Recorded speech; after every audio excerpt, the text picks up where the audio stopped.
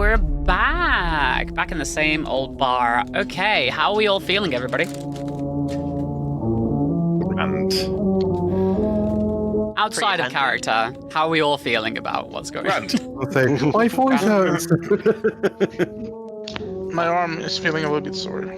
Yeah, we are down at Minerva at the moment because the lovely Good Witch's army has to wait a while for some health stuff. So, nothing major, just stuff that takes time. So, we're going to jump back in, and everybody rolled an investigation check, right? Except for me. Okay, and what did you get? Are they in the chat? Yeah, I think they're in the chat, yeah. Okay, let me have a look. Can you add a 10 for me, because I can't open Discord right now. Actually, I can do my phone. That's fine. Well, it's okay. So Kaze and Ridge and Prospero, you've both been very, very close to Anna. Sorry, to Elena. I just read Anna's name in chat.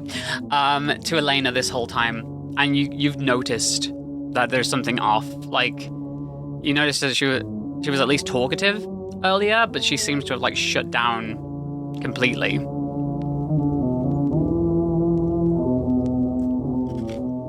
Should we see how she's doing? I mean, not even a drink helped her, it would seem. How this stuff's quite powerful, you know. I mean, look at you, you've perked up somewhat. I surely have. Could do with some more, though.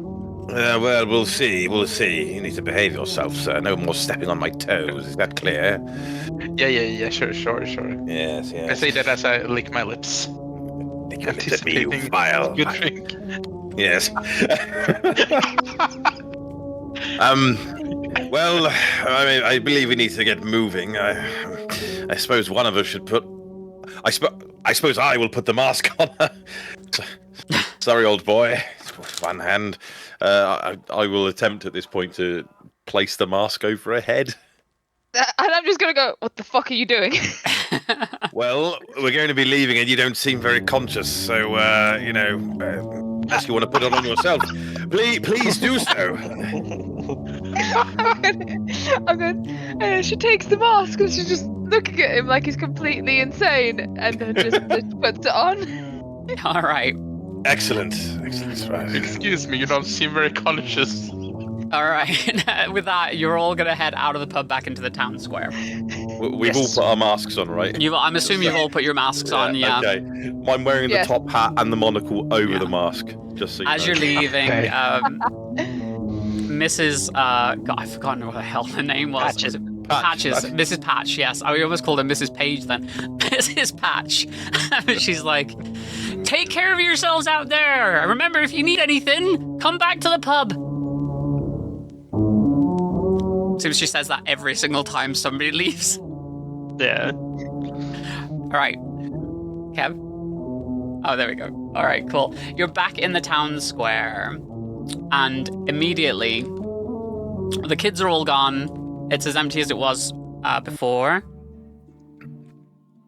And immediately, you see small cat run up to you, Prospero, and at your feet, it drops a small.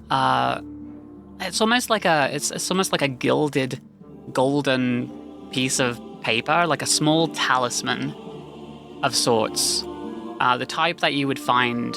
In fact, can you roll knowledge for me? Yeah. Do I get any bonuses? You do. You get quite a big bonus with knowledge. God. Oh, well, good lord. 24. 24. You instantly, you know what this is. In your travels, you have been to many a location, and often you find Wutayan shrines around, and you recognize that that's what that cat statue was before. It's part of, it shares similarities to a Wutayan shrine. And so you see this talisman, and you know that if you leave an offering at a shrine, sometimes you'll take a talisman in return, and it's supposed to bring you luck. I'm the one that left the thing.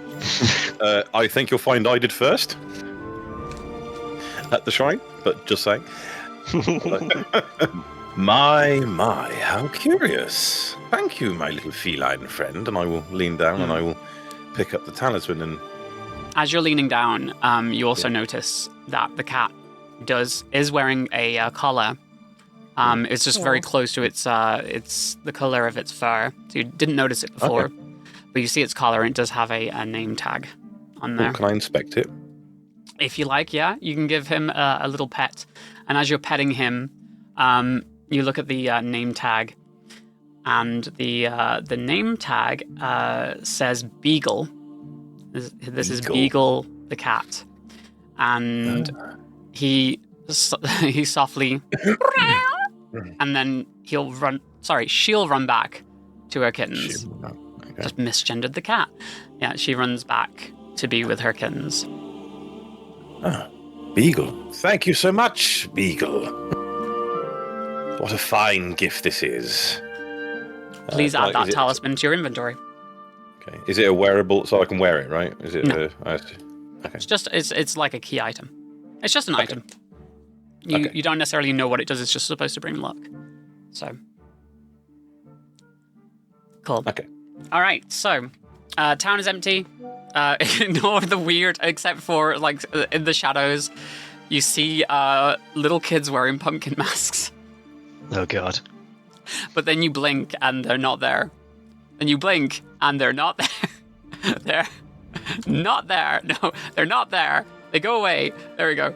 You blink and they're not there. So it's like your eyes are playing tricks on you. All right, are we heading out? Yes. To the hotel. All right. You move throughout the town northwards as you head towards Mount Nibel and the path towards the hotel. All right.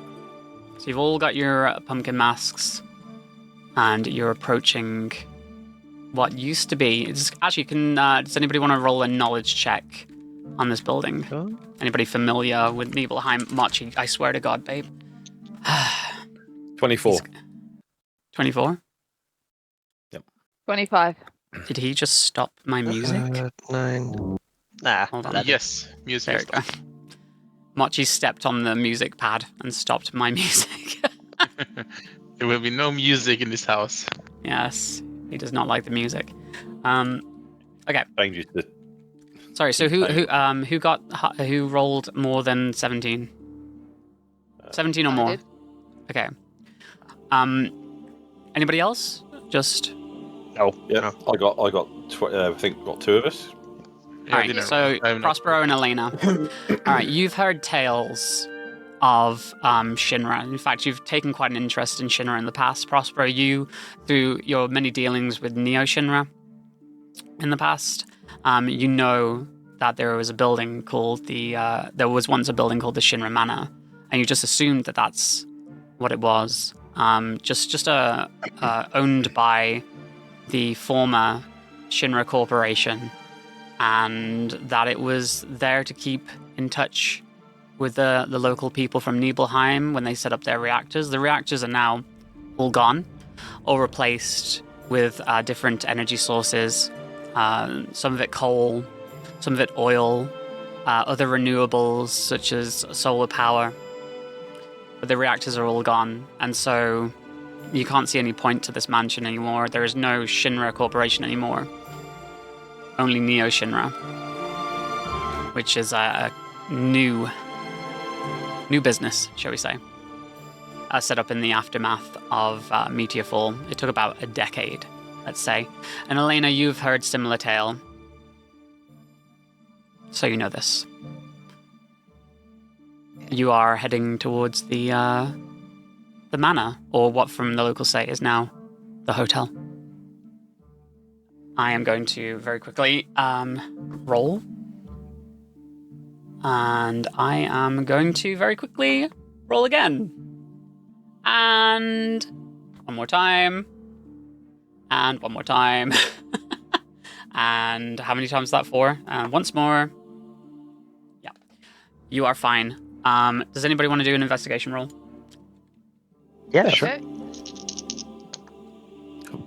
8. Shit. 12.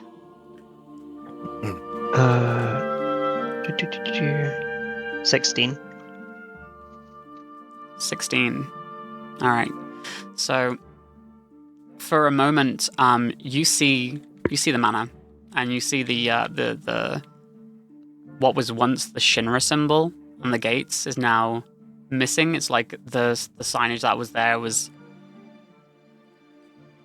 carved off it, like with a buzzsaw, and so it's just an empty spot in its wake. As you're walking through, you notice that, and you also notice, you look around, and you notice in the trees, you see the faces of little dorkies poking out. You can see them in the background behind the bushes. Shit. One flies right up to you and looks at the party. Oh yeah, they're doing little dances. You can see that they're dancing. One flies right up to you and just hovers around you, and then flies back into the woods. The masks seem to be doing their job at the moment. Curious. Very. I do suggest we get inside quickly, though. Okay. Oh, please do lead the way, Ezekiel. So, as you approach, Ezekiel, as you move towards it, you cross the threshold, and you can't help feeling like you've been here before. Like there's something vaguely familiar about this location to you, and you don't know what it is, but it's like something tugging at your heart. You feel a sense of safety and warmth that you haven't felt the whole time while you've been here. As you enter into the hotel grounds and inside the hotel. Okay. He'll move forward. Usually he is a bit timid. He's not a strong man. He's a very scientifically focused man, but I think that'll give him a bit of a confidence boost. So he's striding forward with a bit more gusto and a bit more, okay, nothing too new here. Okay. Once you're inside,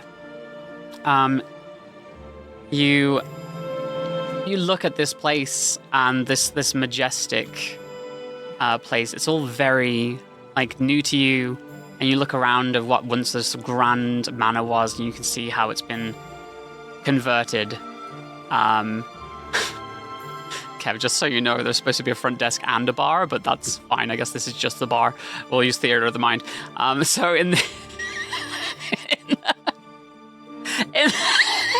Okay, so you're in the lobby. These days. The guy who owns this place clearly likes a drink, apparently, because he has the front desk is also simultaneously has drinks on there, but it's not the bar, it's just the lobby desk. So yeah, you're in this space right now. Okay. But everything seemed like lights are on. Everything's nothing's dusted over. Nothing's out of the ordinary. You can see it seems to be like a working place. You can see some things look like they're in disrepair.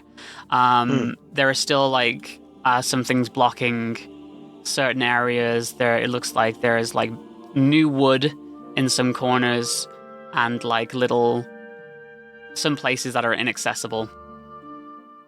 Okay. I will approach the front desk, and if there's a little bell to ding, I will ding the bell. All right. You approach and you ding the bell.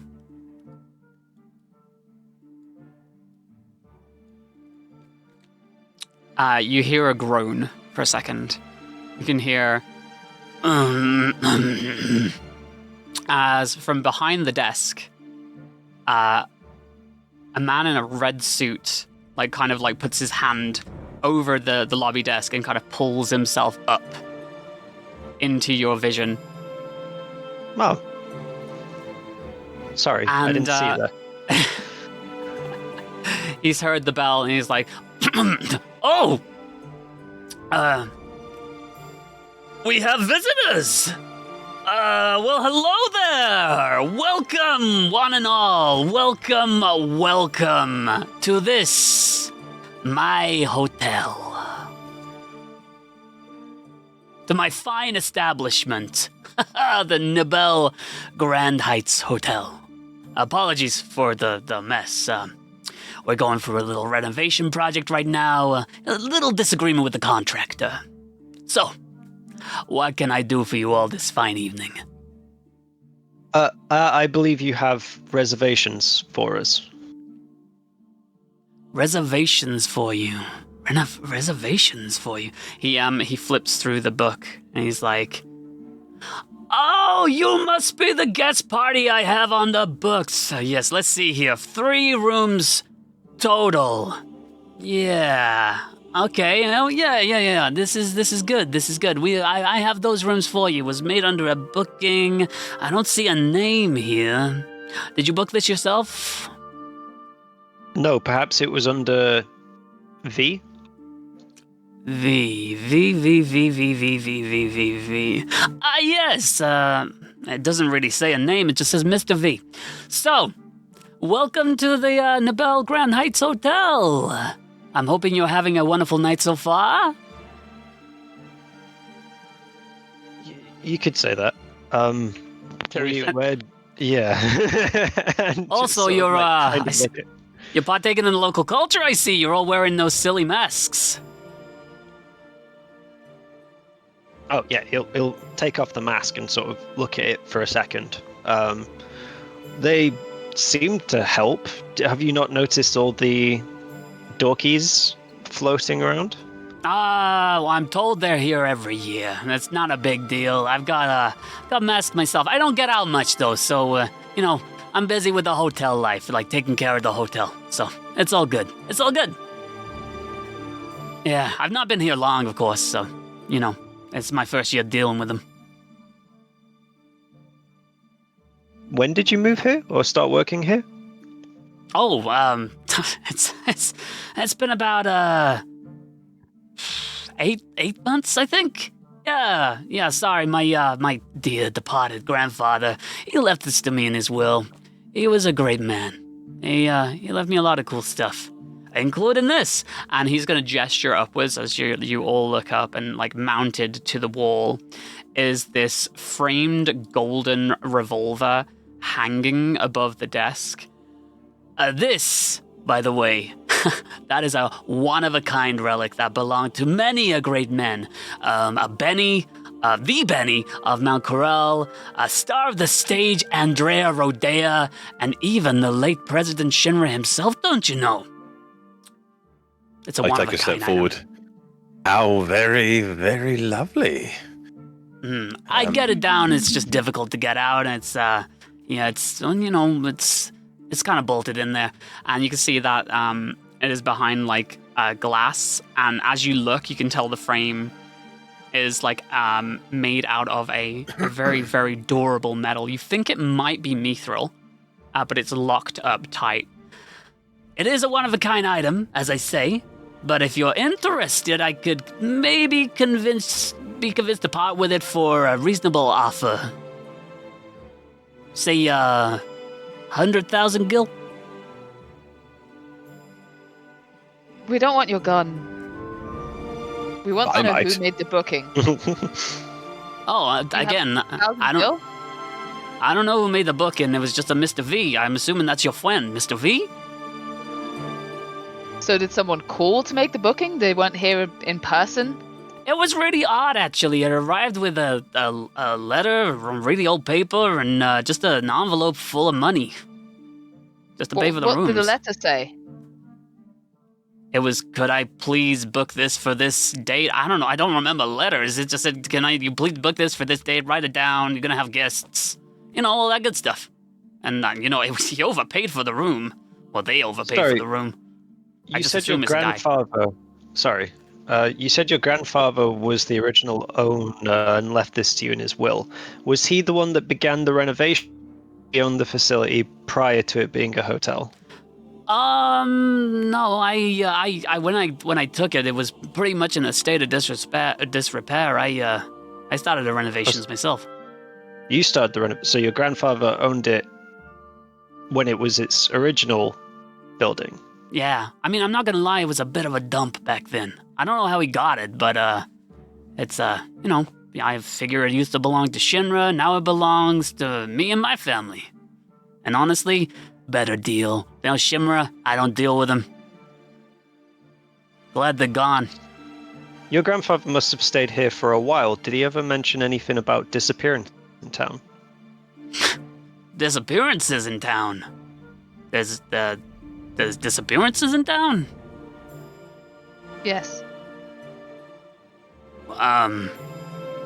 Well, I don't really know the man that much myself. I actually never met him personally. I know he's a great man. So you're calling someone you've never met a great man? Yeah. I mean, do you not think your family's great? No. Okay, well, maybe that's something for you and your therapist to talk about. Anyway, so before I assign you your rooms, there is a minor issue. We are rather understaffed at the moment. Apparently, there are some local issues and the renovation, of course, so they're not quite ready yet. If you'd like to wait in the bar area, our barman will whip you up a drink. First one's on the house. What do you say? Well, I must say, that sounds marvelous. Ridge, a quick word. And yeah. are you going to take Ridge aside? Is that? Yep, I take him aside and I whisper something in his ear, which I may or may not have already DM'd him. Oh. Okay. So you two are off. We whispering can to each all other. already guess what you're probably whispering about. No. No clue. Or maybe.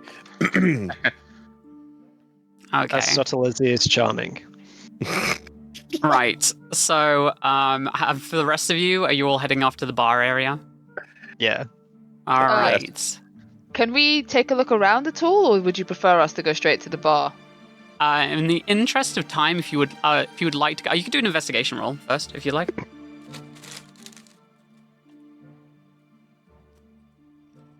No, nat one. I see nothing. 19. You are blinded. Okay. You notice, anybody got 19? Anybody else got higher? Oh, sorry, we all didn't. Okay, Yeah. sorry. Which I mean, if you don't want to investigate, you don't want to investigate. It's fine. You just stare directly in conversation with I got a 9.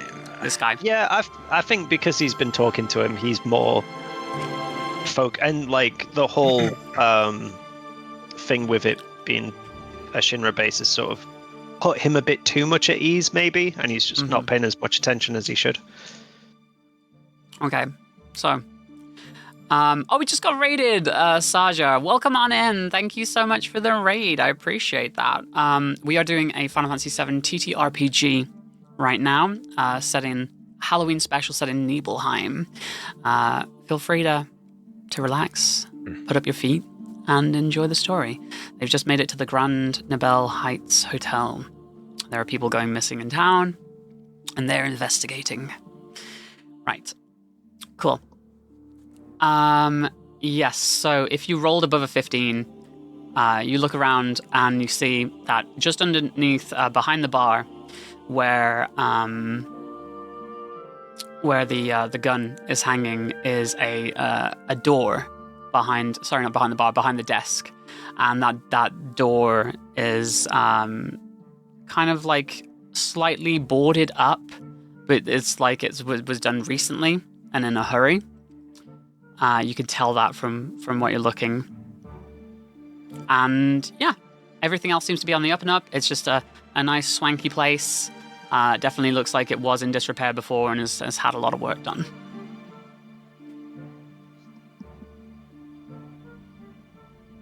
Interesting. Ooh, exciting. Okay. Okay, we yeah. head to the bar. Okay, you head to the bar, and in the interest of time, I'm just going to turn this 90 degrees. Donnie's going to call after you, and he said, My name's Donnie, by the way. If you need anything, give me a call. And make sure that you tip the barman. He's a handsome fella. And you're going to walk into another room. Yes, this is the bar as well. To the bar. So you're now in the bar. Excellent. Yay, bar. And That's where I want to be. I'm assuming you're all walking up to the bar, right? Yes. Okay, cool. You all walk up to the bar, and you see nobody there. Is there a little bell on the bar? There happens to be... Actually, you know what? Roll me a Okay. d20. 18? There happens to be a little bell on the bar. Okay. Mhm. He's gonna, just in case, he's gonna peer over the bar just to see if someone else happens to be just underneath and he's not caught it before dinging the bell. As you go to peer over, up pops an NPC who is in slightly different garb to our good friend Donnie, but for all intents and purposes looks exactly the same. And he's like, "Hello, I am the barman. I am here to service you. What can I do you for?" Sorry, what did you say your name was?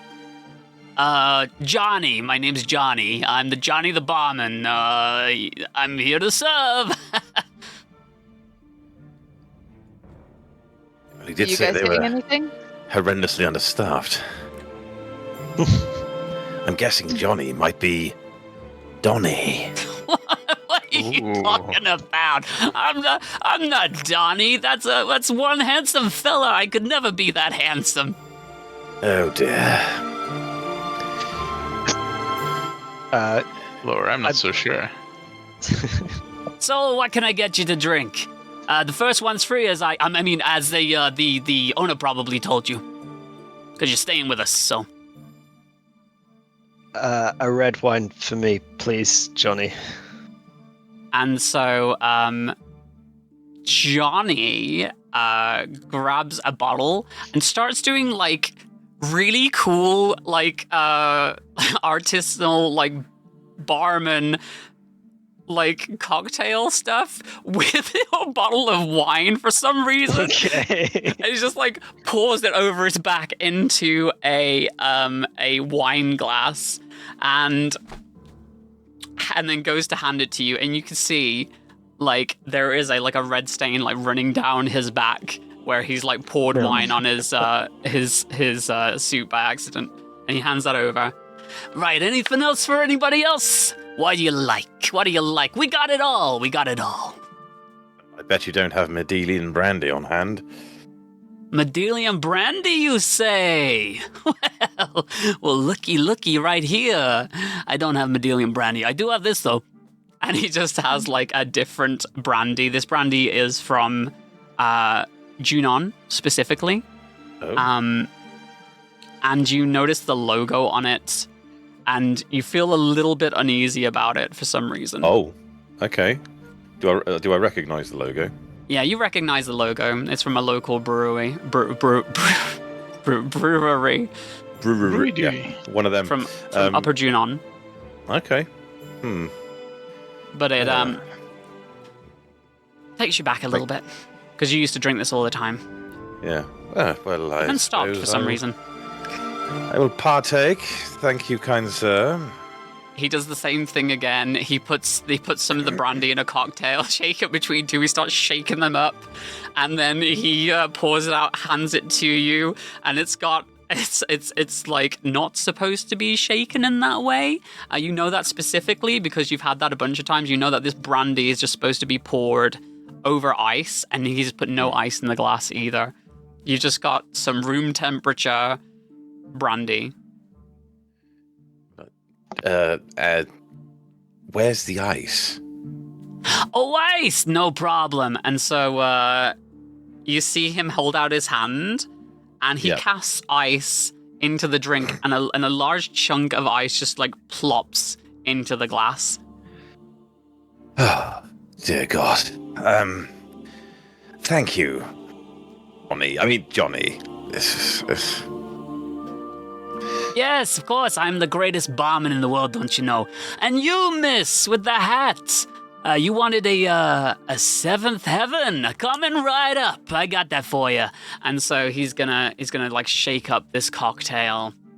I don't know what a seventh heaven is. I think that was the drink from the actual bar, right? Was it named after that? I don't know. Anyway, doesn't matter. So he's gonna shake up this cocktail. It is deeply red. This one is named after a specific little bar. It's quite a famous bar. They call it the Heroes Bar. I don't know why, but yeah, it's pretty good. It's pretty good. Here you go, miss. And he passes over the seventh heaven to Minerva. Seventh heaven. And for the rest of you, young miss, what would you like? Having just watched him pour drinks on himself whilst trying to shake this, I'm fine, thank you. None for me.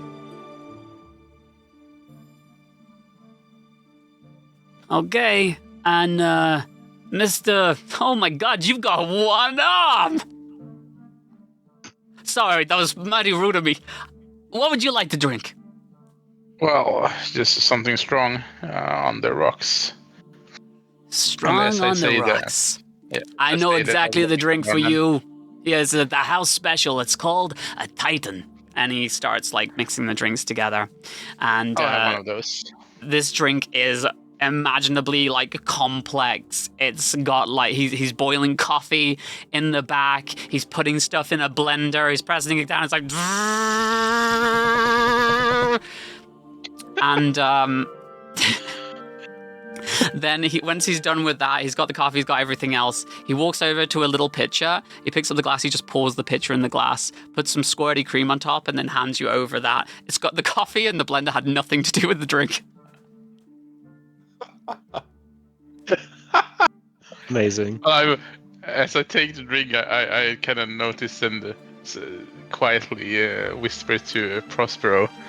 I frequented enough bars to know when I see a bartender, and this man ain't one. Agreed. Yeah, he's something else. Right then. Well, if that's all you need right now, I have other things to attend to.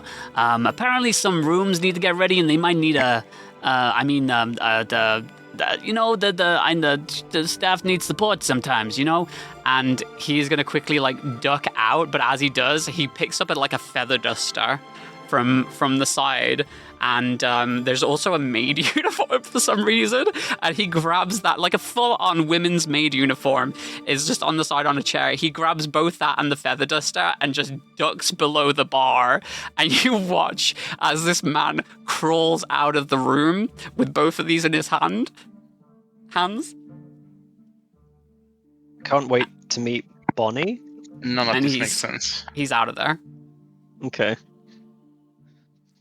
And if you're now alone in the bar with your drinks, I want you to all to do an investigation roll for me, please. Yes. 13. Much better. 10. Oh, not much 22. better. 16. 16, 22. 9. So, Elena, you feel like you hear whimpering almost coming from the lobby, like a little bit of a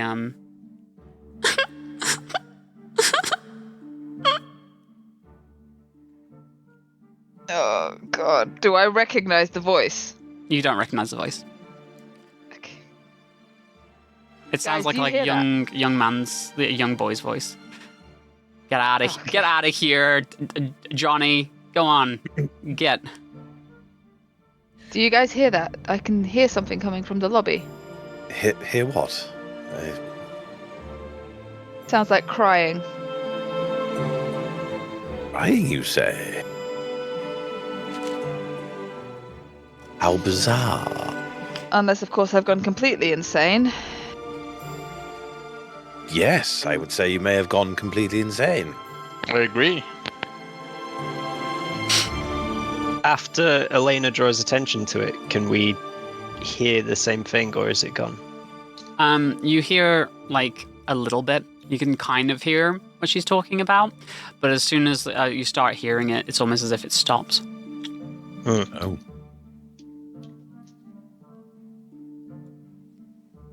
Did you hear it? Possibly. Can we peer into the lobby from here, or is it too far? Yeah, you can walk over. It's like literally attached. The room is attached, so you can walk back into the lobby if you like. Yeah. All right. That's We all good. walking Just back to into the the edge, lobby. the edge of the bar room. Not Yeah. into the lobby, but to the edge of the bar room. So if our architect could get rid of the drinks, that's perfect because.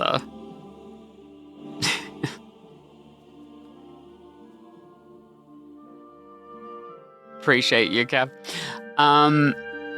Awesome. So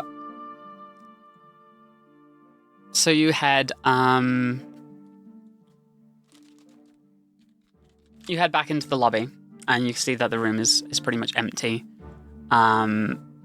There's nobody in there. It's just an empty lobby, and you see a little thing in the corner, and it approaches you.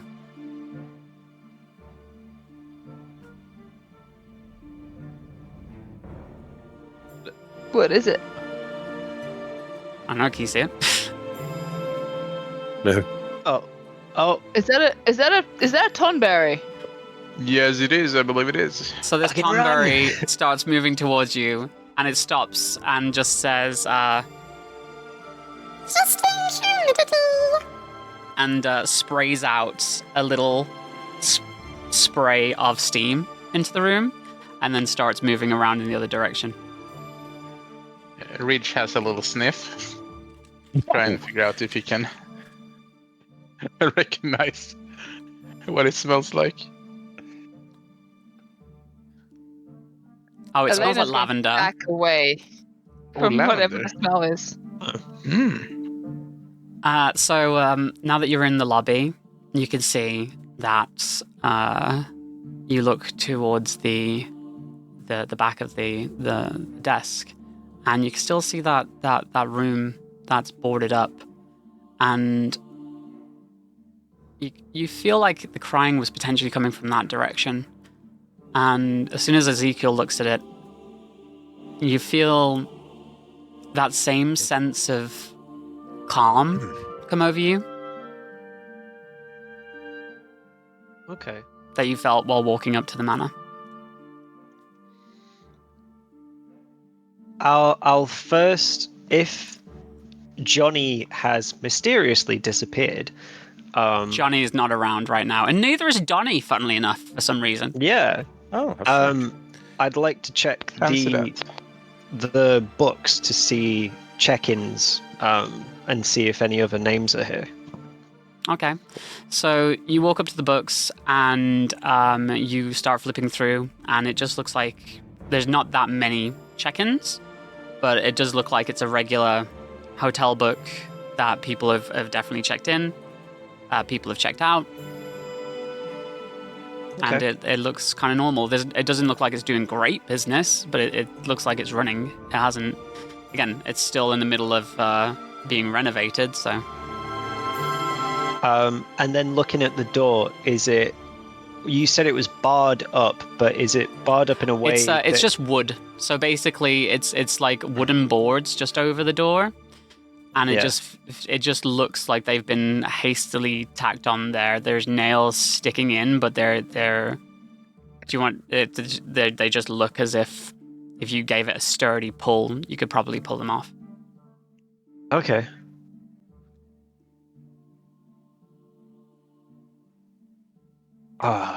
He's thinking for a moment because he's not sure whether to check out the rooms first, as they were booked by our mysterious guest, or to investigate. Could one of you help me In with the this door? interest of time, the Yes. rooms aren't ready. Okay. Okay. Could one of you help me with this door? Yeah, okay. Question, Elena's gonna again. go and try. It's the door, but the door is below the gun, right? Okay. The door was is below question the gun, yeah. Okay. Well, while they're struggling with the door, I'm going to be studying the gun. Okay. So you notice that it is locked up tight. It is you tap on the glass a little bit, and it is a reinforced glass. There is like a combination on the side. It's not a regular lock and key. It's literally just like a combination lock. I'm going to search the desk. I'm Okay. quietly walking to the nearby and cupboards. while beckoning Ridge over. I'm heading over slowly. Well, Ezekiel and I are getting this door open. Yeah, attempt to. Yeah, And you do that. I think Minerva is helping us too. Yeah, definitely. All right. So you're all going to take the wooden pieces off, right? The Yes. door. Are you opening the door? I'm assuming you're opening Yes, the door if please. you're taking the wooden pieces off. All right. So the door opens and you feel like a gust of wind like come past you, as if like the heat, as if like the cold is blown outwards and then is drawn into the room, and you see a set of spiral stairs, like stone spiral stairs, like leading downwards. Okay. Is there any sign of light coming from that, or is it complete darkness? It's complete darkness. I mean, you have the ability to light it up if you like. Yeah. Oh, if there's a light switch, I'll flick it. Yeah. Is there a light switch? There is no light switch, Okay. but If not, yeah. you're knowledgeable to know that if somebody has like fire materia, that they could produce a small flame. Yeah, I was about to. I create a small flame with my fire material to help light the way as we go down the staircase. Okay, so you basically like click your fingers, and this fire emanates from like the tip of them, and you can hold that in front of you as you lead the way down down these spiral stairs. Okay. Prospero and Ridge, are you following? I've just asked you a question. Yes. It will certainly slow things down, but I can tell you for one, it's not going to work. So. Okay, fine. Just no. Yes, just no. just no. That's fair. Not right now. Fair. It's Bummer, fine. Okay. Bummer. Alright. Yeah, we'll follow them. Well, I'll All follow right. them anyway. Cool. Because we've got I like guess I 50 will minutes do that left. too. So. All right. So you all descend downstairs now. As you do, Prospero, for the purpose of this, you're still holding that drink in your hand. You still have your drink. Have you drank that at all? I actually haven't had a chance. Yes, Too busy I would trying have to probably steal taken a things. swig. Okay, so you take a swig of that drink as you're heading down the stairs, which is probably not the safest thing to do, but at this point, you're like, you're here for a good time, not necessarily a long time. And yeah, as soon as you take that drink, that familiar taste hits you, and you've tasted this so many times before, and you remember the reason that you stopped as you blink and the world falls apart around you and you're surrounded by complete darkness. You've tasted this a lot before. Mm. You used to be quite the man. The high society man, let's say. Mm. And you were quite fond of this drink, right? You've had this drink before. Yeah. Mm. And you stand there like staring at the glass in disbelief. How do you feel right now? Nervous, as if people are staring at me. Out of the darkness, you start to notice like little lights, almost like cat eyes, staring out, and the floor begins to change as the darkness that you were standing on is now more of a like an antique, very, very fancy floor. Donnie, get out of here! An antique, fancy floor. And you start to hear the laughter and the sounds that you're familiar with, sounds of people partying, having fun, and just generally having a good time. But all the while that these like cat-like eyes, like potentially like 100 of them, are all staring you down. And out of the darkness,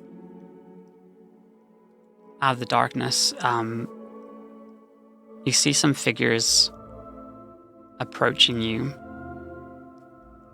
As you start to see the shapes of like party goers and people drinking and having fun, and then everything goes silent, and they're all just looking towards you as two Neo-Shinra officers like stand at you, and you realize that you're sitting on the floor looking up at them. Staring at. I've done nothing wrong. You thought you could get away with it, did you? You thought wrong.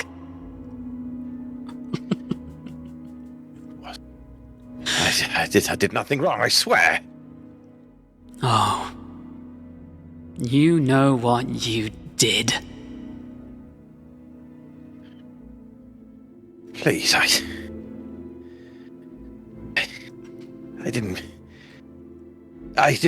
didn't mean to do anything. And as you say that, one of the officers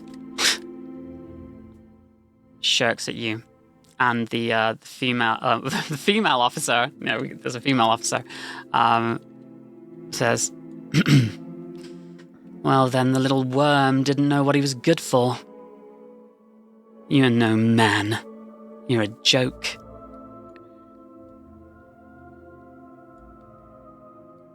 Please,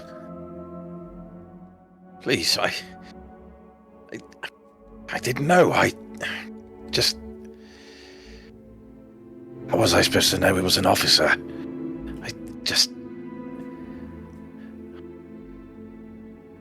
And out of the crowds, you can see them part as like a sea parting. With the darkness in the background, you see a man. You recognize this man. He's a figure of authority, and you know him, and you loved him. And he approaches you. Who is this man? Who is this man? Who is this man? Who would this man be? In his hand, he's flipping a coin. Oh.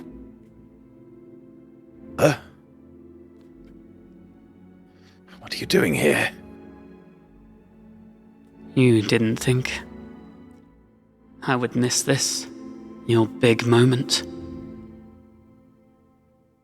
I just want to restore honor to the family name. Restore honor to the family name? You're a joke. You made our name a laughing stock. Well, I didn't. Sorry. And he walks up to you, and your clothing has changed. Oh, that's brilliant, thank you. Your clothing has changed as he approaches you, and it's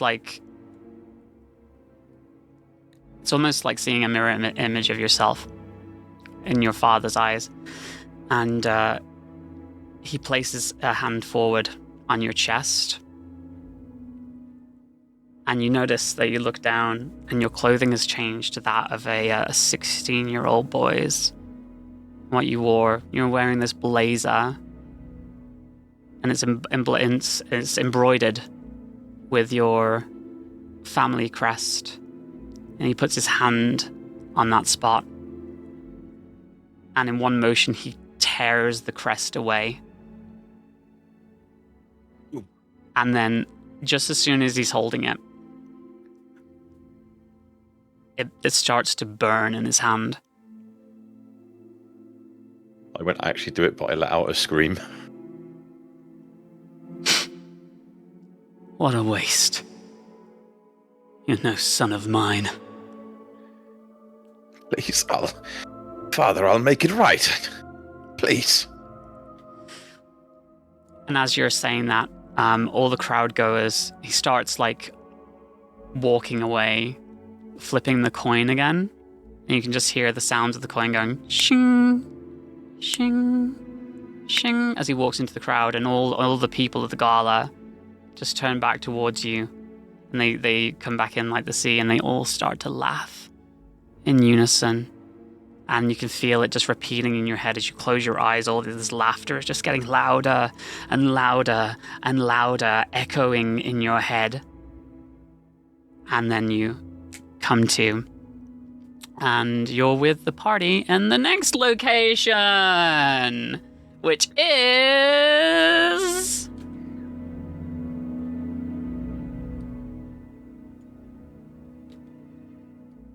the basement. So you found yourself in a basement. And you've come to, and it's almost like you were like walking, autopiloting yourself down there. Where am I? What are we doing down here? We walk down the stairs.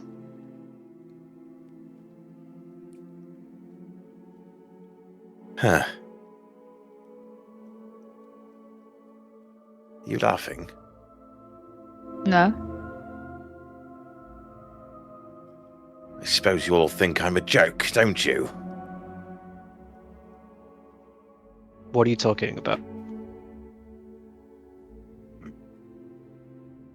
Because of the gun? No. And Like that?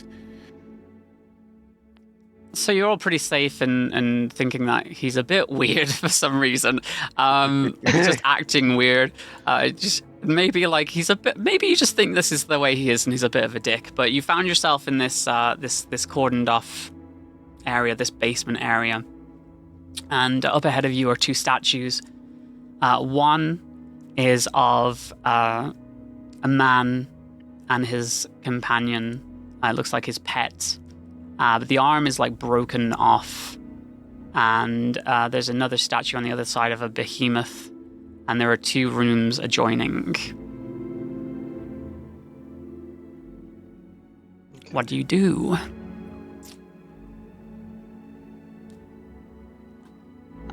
I will approach the statues to take a look at them.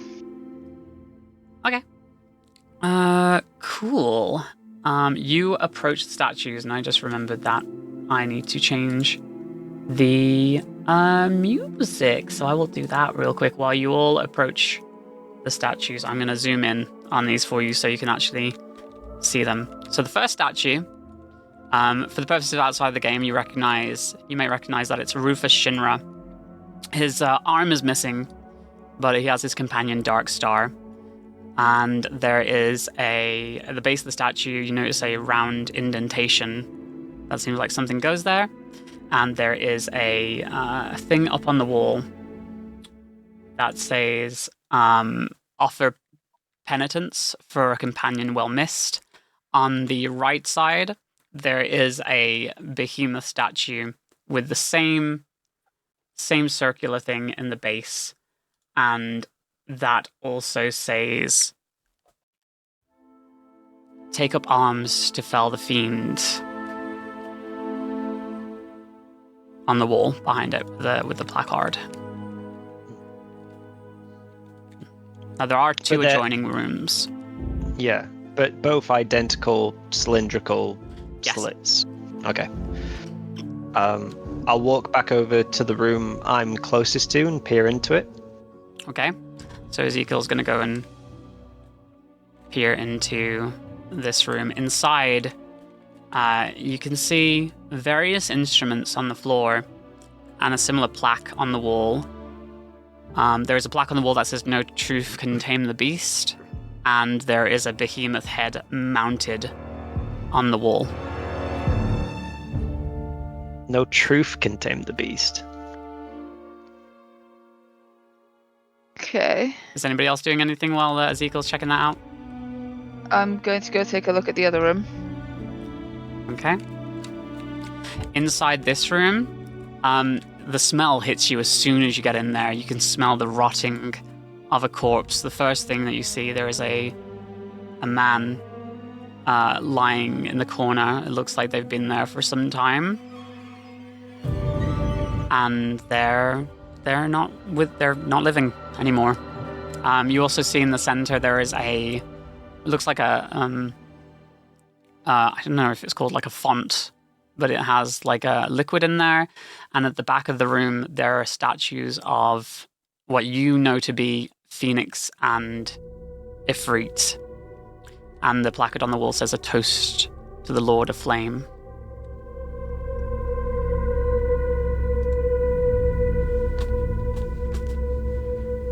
Okay, I think we need to set this fount on fire. I think so too. What's in the other room? The other room has a bunch of music. Sorry, go on. Sorry. You can... No, go ahead. If that's Elena asking, I'll shout back. Instruments. Yeah. Instruments. Okay, I'm gonna go take a look because we should probably work out both of them at the same time.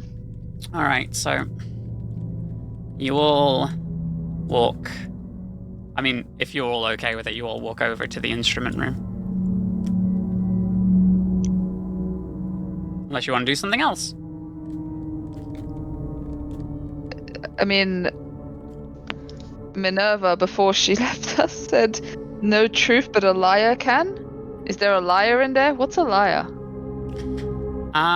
That's a good question. So, It's the harp, isn't it? Well, it looks like a harp. There is Yeah, an it's a harp. Yeah, with a light. all right. It's So, L-Y-R.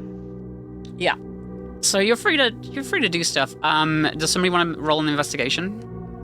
Yes, please. Yeah. Yeah, let's all roll investigation. There's both a Because we harp need and it. a lyre there. 18 for me. 18. Okay. 8. Oh, fuck yes. Hang on. Oh. 26. 26. Okay. 23. So, Ezekiel, as soon as you walk into that room, because you've been there longer than anybody else, you see that the bust on the wall, its mouth is hanging agape, and there seems to be something in there that's shining. Okay. I'm going to take a look at Ridge, and then take a look at the the beast mouth. Take a look at me. I'll look for. I'll try and use my cane to pick out the object that seems to be in the beast's mouth. So you head over to it, Yes. and you pop your cane in there, but whatever it is inside there, it's affixed. It's not going to be coming out with It's your fixed. cane. Okay.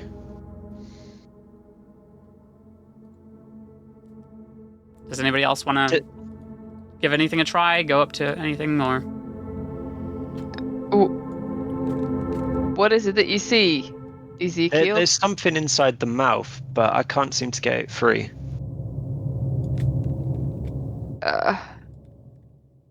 And at risk of ending up like our friend, I'm hesitant to stick a hand in there. Maybe you should use your cane, dear boy. I did. you just tried that? Whoops, sorry. I'm gonna attempt it with my ice axe. It's okay, you weren't in the room. I wasn't in the room. That's right. I walked Okay. in. So you're using your ice picks to what? To attempt to try and get whatever it is out without using my hands either. Okay, so you attempt to, because it's a pick, you can't quite get an angle in there. Like, it's not wide enough that you can get your entire pick inside. You would need something that would be able to get in there and go around whatever this item is to pull it out. With the hint, well, from what Minerva is saying about the lyre, can we inspect the lyre on the ground next to the what do you even call it? The flute next to the fluty thing?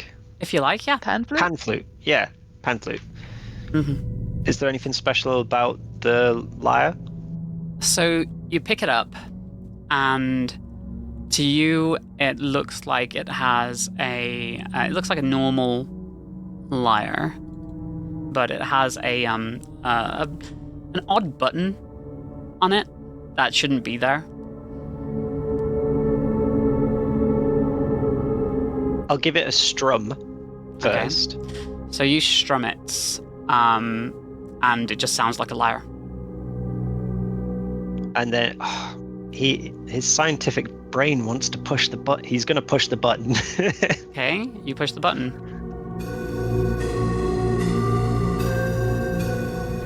Oh, wait, no, that's not the right button. That's not the right button. That's the wrong button. Ignore that button. Apologies. Okay. Give me a second. That was not the right button. Okay, the right button is that you accidentally knocked the pan flute and you pressed a button with your foot by accident. But that's fine. We all make mistakes. But now you press the right button.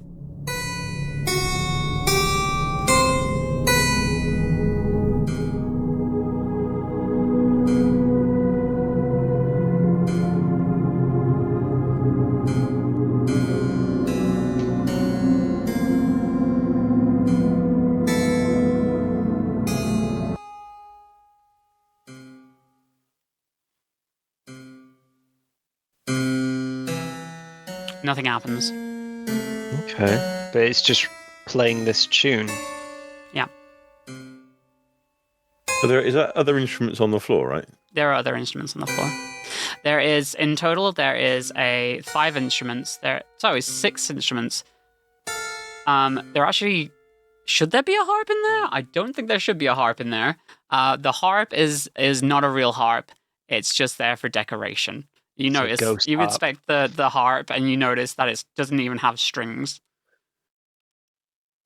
It's just the body of a harp. I don't suppose any of you play. No truth can tame the beast. I mean, you could try some of the other instruments if you like. I say we all grab one. Yeah? I mean, I'll grab the pan it with flute. my- All right, with my you elbow. grab. What's something you can have with one hand? Yeah, maybe give Ridge the pan flute. Yeah. Oh, okay, I hand the pan flute to Ridge. All right. I was being Hand helpful. it to That's me. You what was notice that that joke. there's like similar round buttons on all of these, so they are instruments, but they also seem to have these buttons that you can click on them. Same time? If you do it at the same Yeah. time, my PC will explode. So Never mind.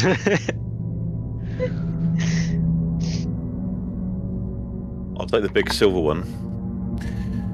all right, so you've picked up the French horn. Yeah, I'll walk up to it and pick it up. Well, I Alright. suppose I better have a go on this one then, huh? All right, so you notice the button and you press the button, I assume. Yes. All right, so you found the French horn, and you give it a little click.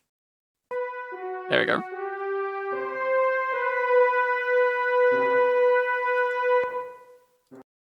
The same I'm tune. gonna. Yeah, it's the same tune from Is all of them. Is that a guitar and a violin behind us? There's a guitar and there is an acoustic bass. I'm gonna grab the guitar and attempt it as well.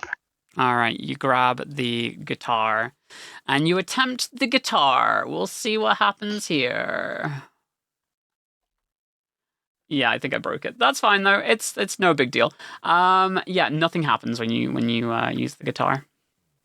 Can I Okay. attempt to repeat the tune that we heard on the lyre itself? You do. Can you roll a performance check? I think that Yes. would be. What would performance be, Kev? You can pick between knowledge or even just like persuasion, like you perform. Knowledge. You got to be knowledgeable how to play, I guess. Yeah. Knowledge. Cool. Okay, that's slightly better. 12, 14, 17. All right. So you do a 1-to-1 recreation of the song. It's almost like you're very musically gifted. It's like you picked it up immediately after hearing it once. Nothing happens. Nothing happens. Okay. Ugh.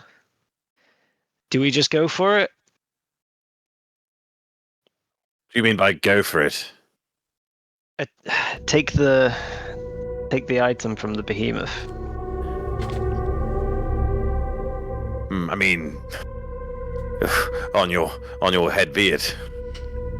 You have the stickiest fingers. I believe you might be best suited for this. I see you're just offering up me as potential bait for this animal, which who knows? It might shut on my hand. I don't want to be like my friend Rich here. Oh, What do you Sid, mean? I will say the I'm longer going it to- takes for someone to attempt to, it's the more time it's going to take and eat into the rest of the session. So Elena gets irritated and just goes, I'm just going to do it. And can I do it with some sort of stealth roll to try and do it quick? you can try.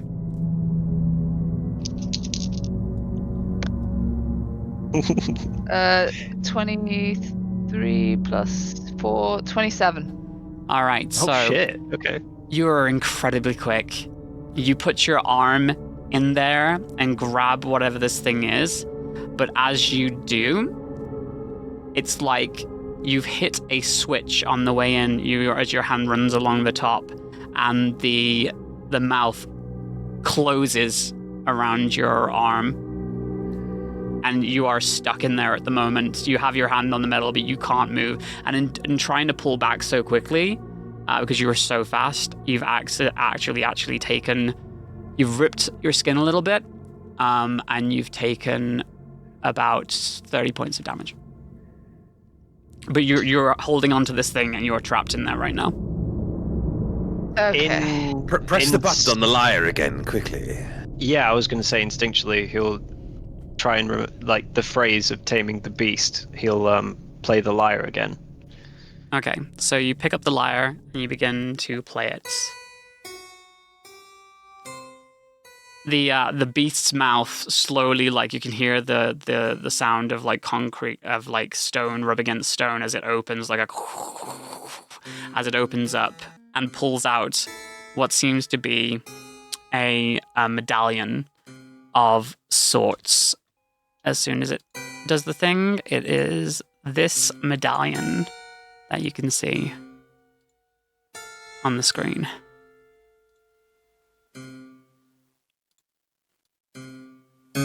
Okay. We got a medallion. Let's go to the other room and set that font on fire. Is your hand okay? Slight cut. Nothing major. Nothing to worry about. Yes. We'll follow Elena to the next room.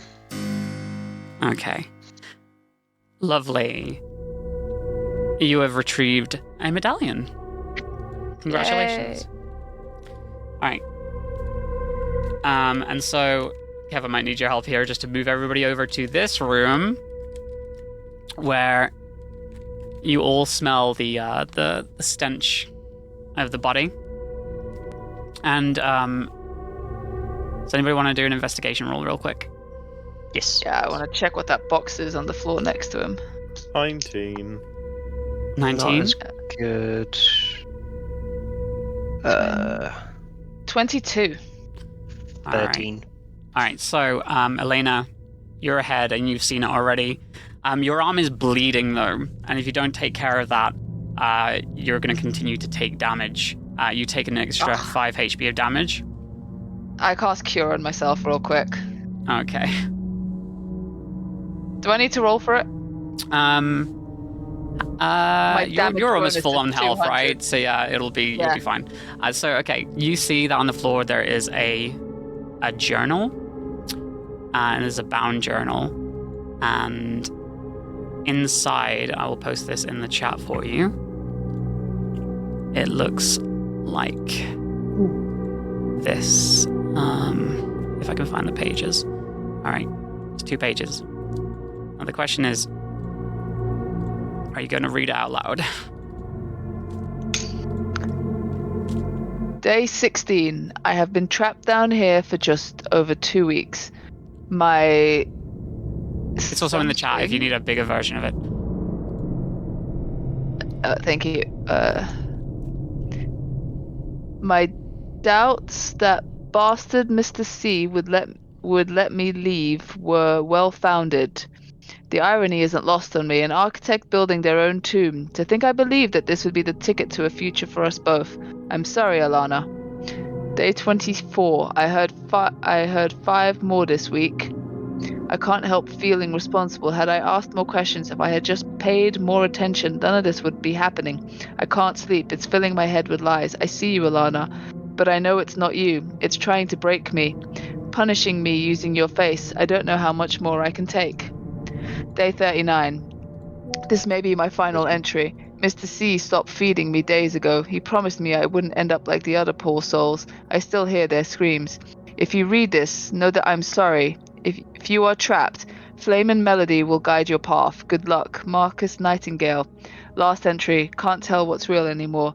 I'm ending it before it takes my mind. I'm sorry I wasn't strong enough. Do not close your eyes.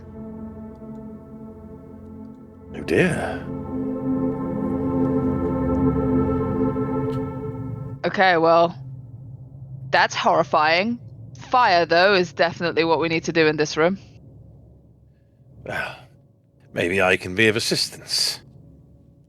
And I will use fire on the thing in the center. Okay, so, it's...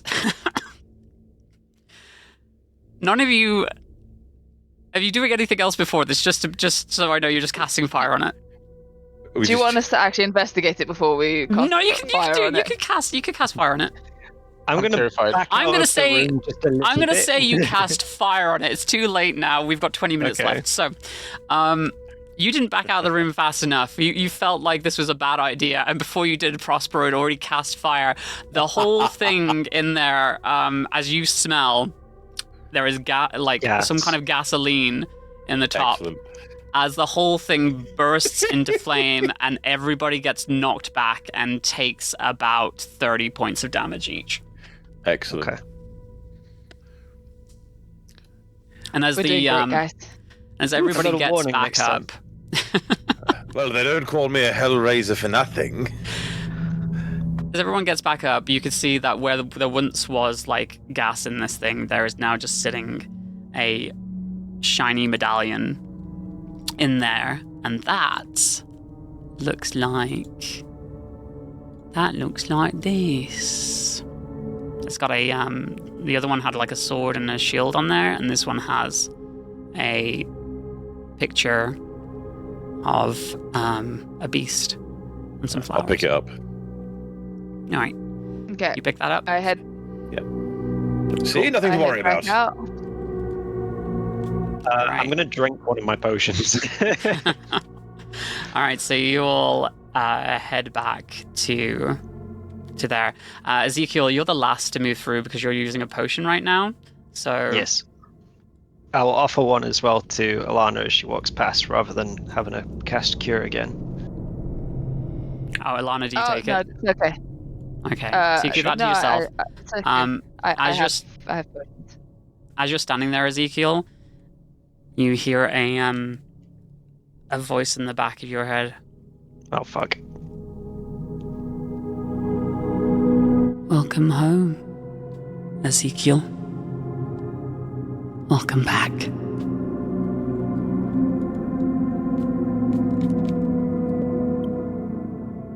right.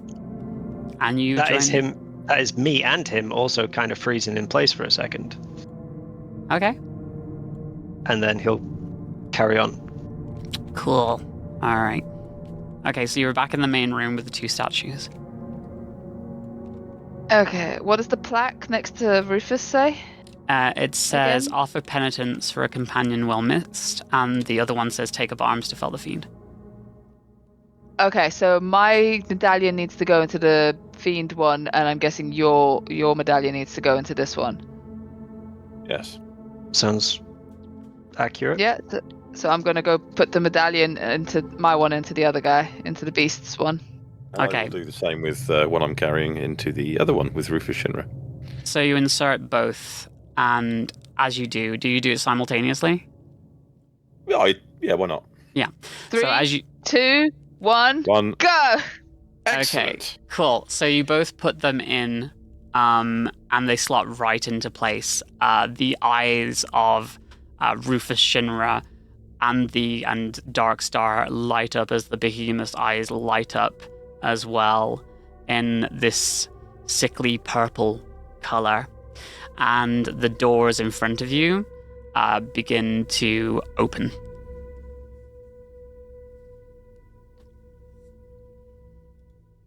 Okay, Let's go. my turn to drink the potion. Yeah. I have spare just in anyone- case. Does anyone need any form of healing before we go into this room? I'm okay. All right.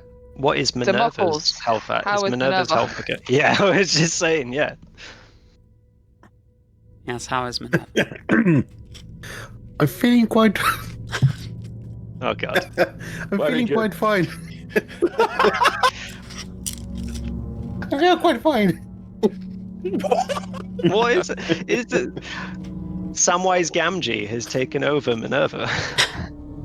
All right, are we good to go? I think Yes, so. yes, we're good to go. Let's go. All right, you move into the next room. As you walk into the room, you all see something that you recognize. It's like oddly, you've seen this before. Can any of you remember where that was?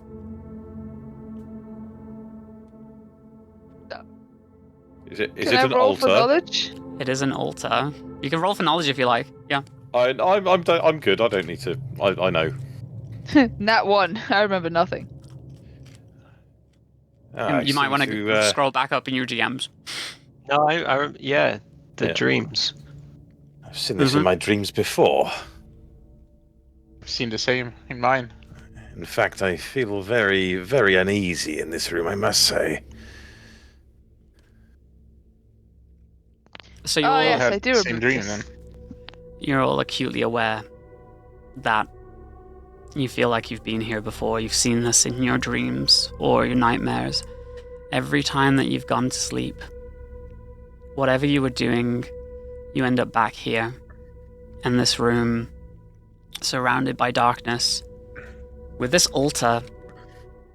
And it's oddly been the past several months.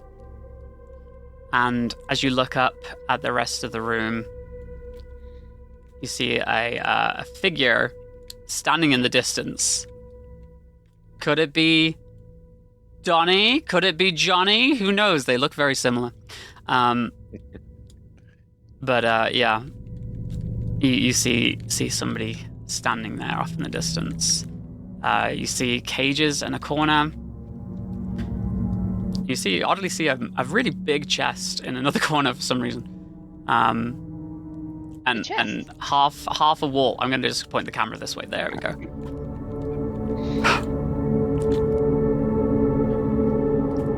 I'm going to shout, Donnie, what is the meaning of this?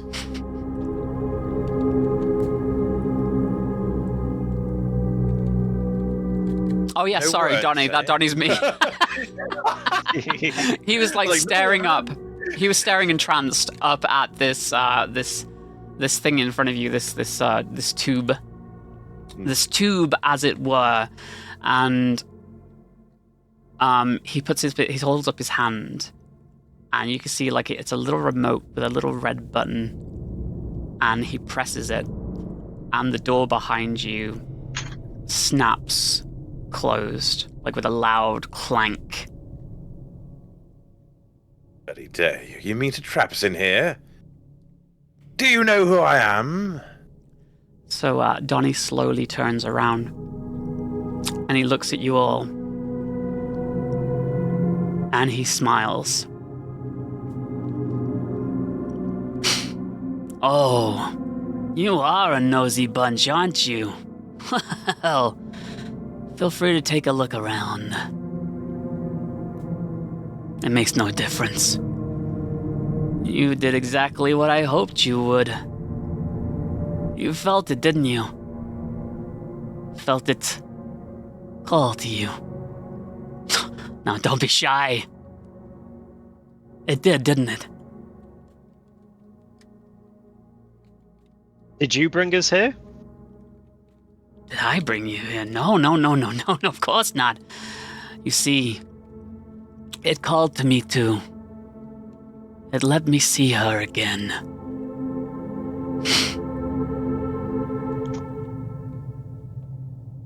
Who? What did? Oh, it's magnificence. You all want something, don't you? Whether it's something you've lost, something you need. You see, it can give you what you want.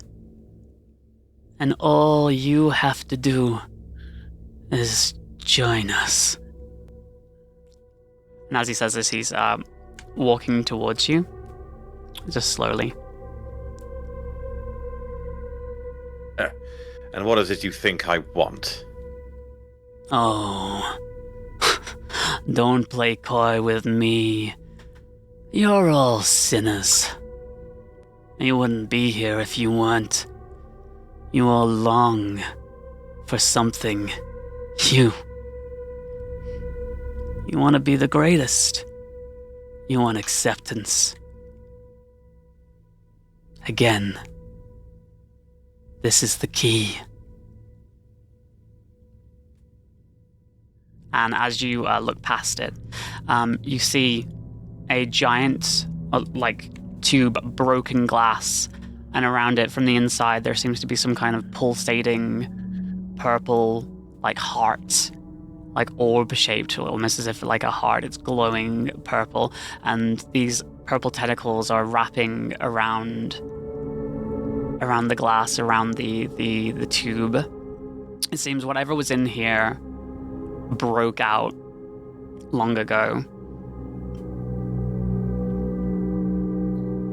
What the fuck is that? I'm just gonna be. Source of the fog. The fog. Oh. Oh, no. This is so much more. A remnant of a piece left behind. It was sleeping, waiting for generations, waiting for the day of rejoining. It promised me I would help. It would help me. Promised me I would see her again. So I wanted to help it. So it could set me free.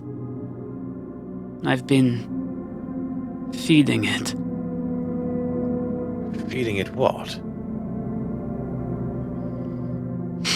You... What indeed? And he gives a sly look over to cages over in the corner. You can't quite make out the cages at the moment. Really, You can just- Prospero? You can't guess what he's feeding it? Wait, can Surely I not the walk, children. I was going to say, can I walk slowly up to the kid and see if poor little Jimmy is there? Jimmy fell down the well. Can you roll an athletics check for me? Yes. Oh, poor Jimmy. That is an 22. 22. Okay, so you start to walk towards it. And as you do, Donnie raises his hand, and in his hand you can see the golden gun that he had earlier. He's pointing it straight at you. What do you think you're doing? Who do you think's in charge here? Not you. The sinners. Not you. Get back in line. So what? You don't seem to be in charge either. Oh, you don't understand. Of course I'm in charge. It works with me. It works for me. It will bring me the greatness of my family name.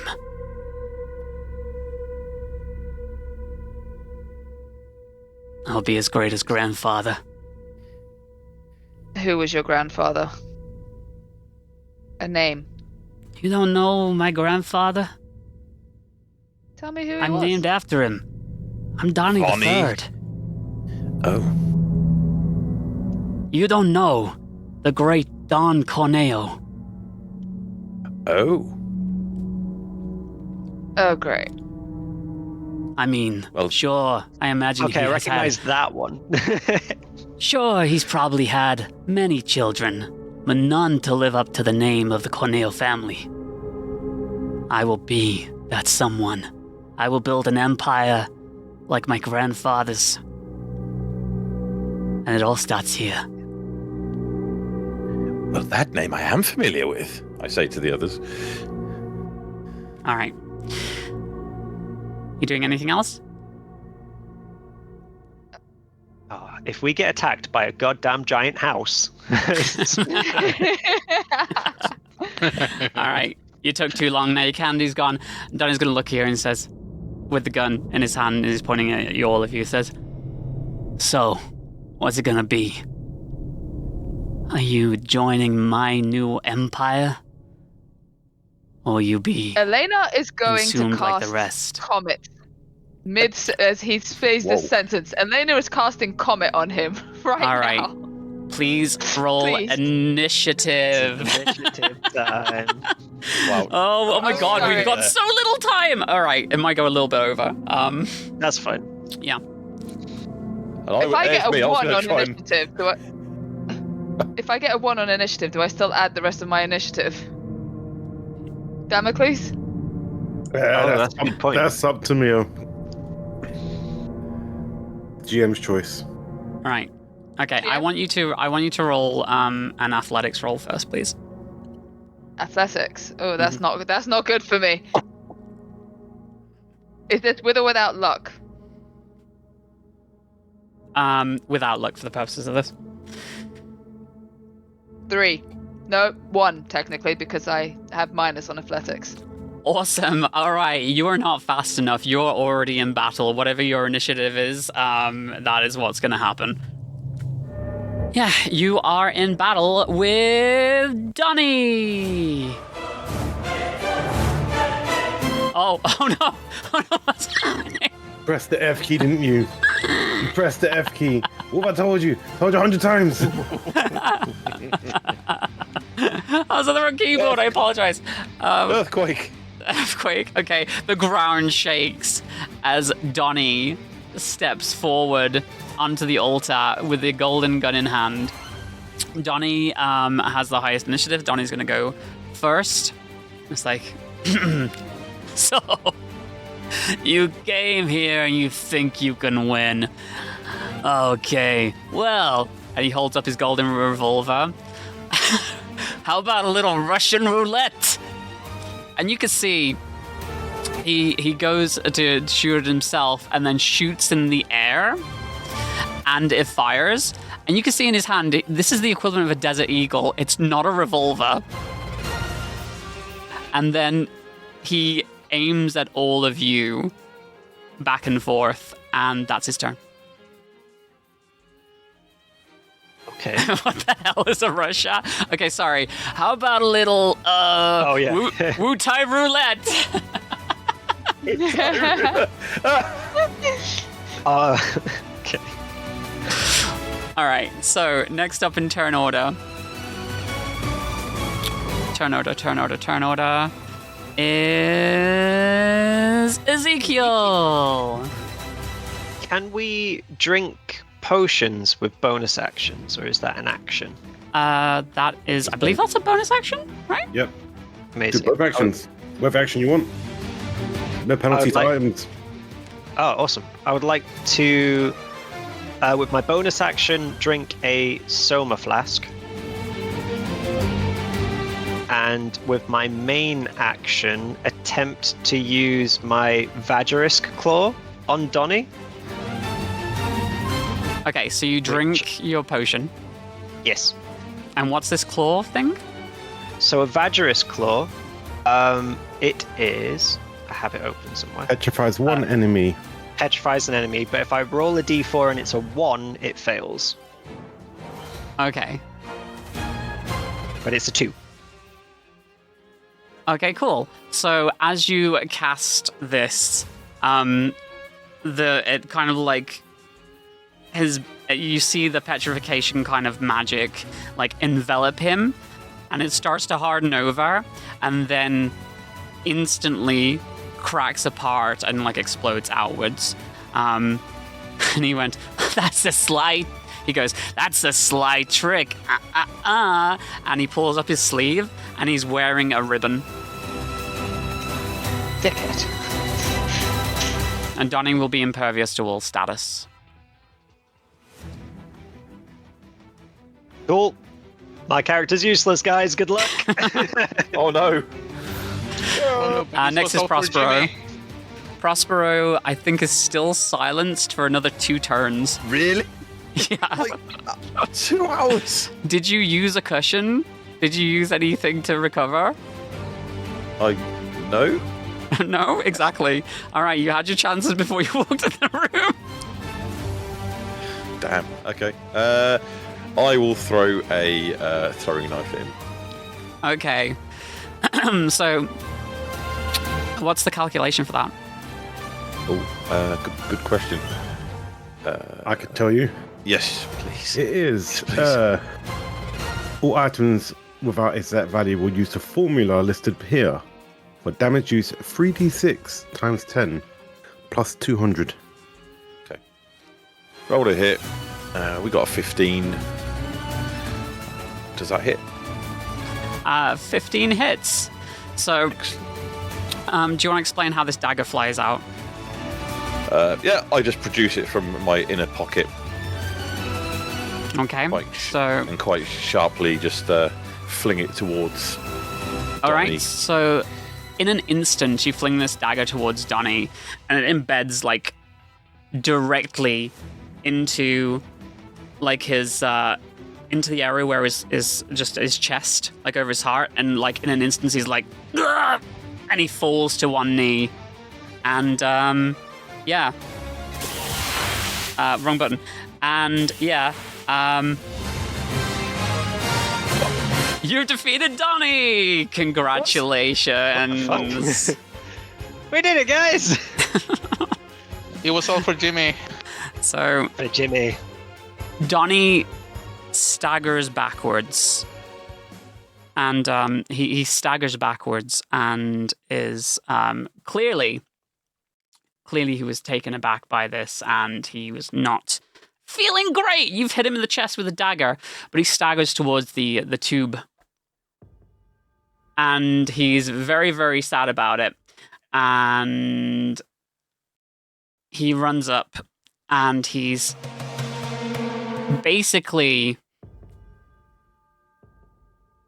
on his knees at this point.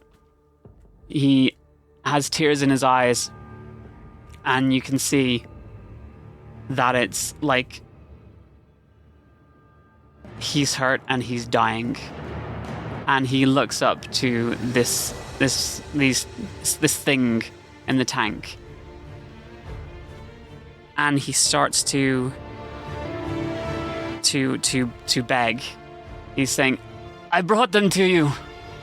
Mordekatsum, please, let me see her again. I need to see her again." And tentacles reach out and they grab him and they lift him into the air. And he's just being held suspended. And you can see him as it wraps around him, and his eyes glaze over, and he snaps out of it for a second. He's like, no, what are you doing? What are you doing? And he lifts his gun and he puts it to his temple, and it clicks, and it just doesn't work. It doesn't work. It doesn't go off. And in an instant, he is torn in two by these tentacles, and Donnie is dead. His guts and viscera are all over the floor, and smoke begins to envelop the room, and the purple smoke begins to envelop the room, and you're seemingly transported to a different location. It makes very little sense to you, but you now find yourself looking into an abyss surrounded by nothing but some weird creature is ahead of you and is towering before where the smoke envelops and produces this thing. I believe you will... Oh, yeah, sorry. Sorry, go on. No, I was going to say, did we notice that Prospero was still stunned when he tried to do something previously? In terms of the silencing? Yeah, that he's silenced. I believe... I mean, you've noticed at this point that he's not... that he's not used any magic, so you can probably put two and two together and know that he's a little bit either underwhelmed, he doesn't have enough MP, or you're not quite sure why, but you know. Okay, so we don't know what it is, but we know there's something not right. You know there's something not right. Okay.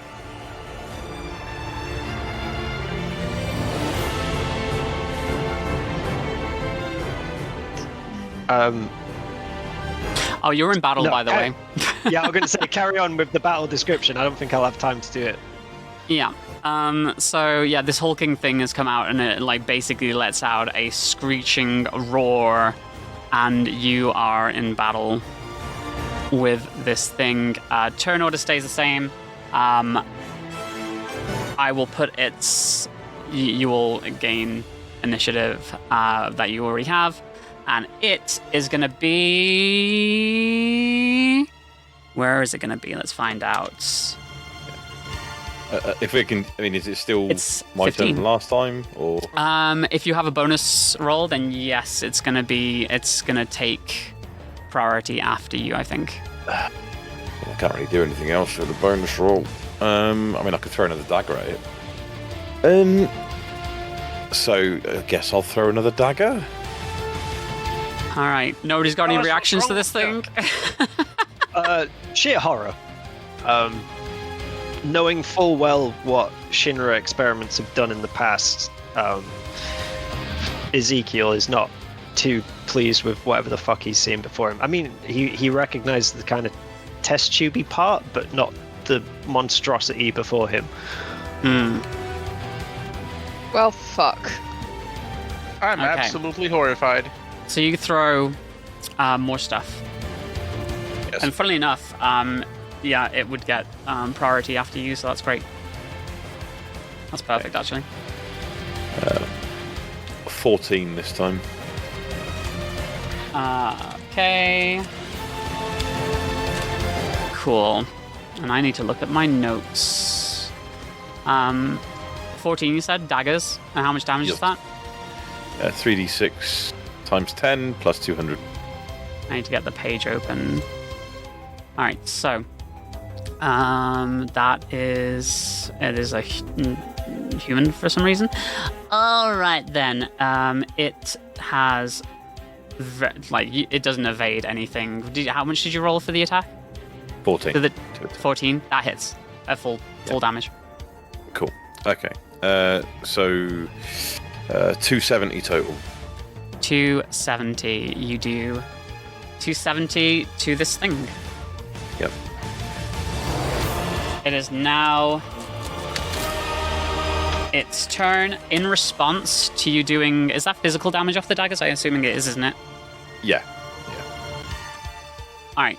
So, in response to the 270 damage, it casts Barrier on itself. I believe that's what I wrote in my notes. I'm just going to double check. Yep. Yeah. Damo, you can Correct. tell me if I do anything wrong.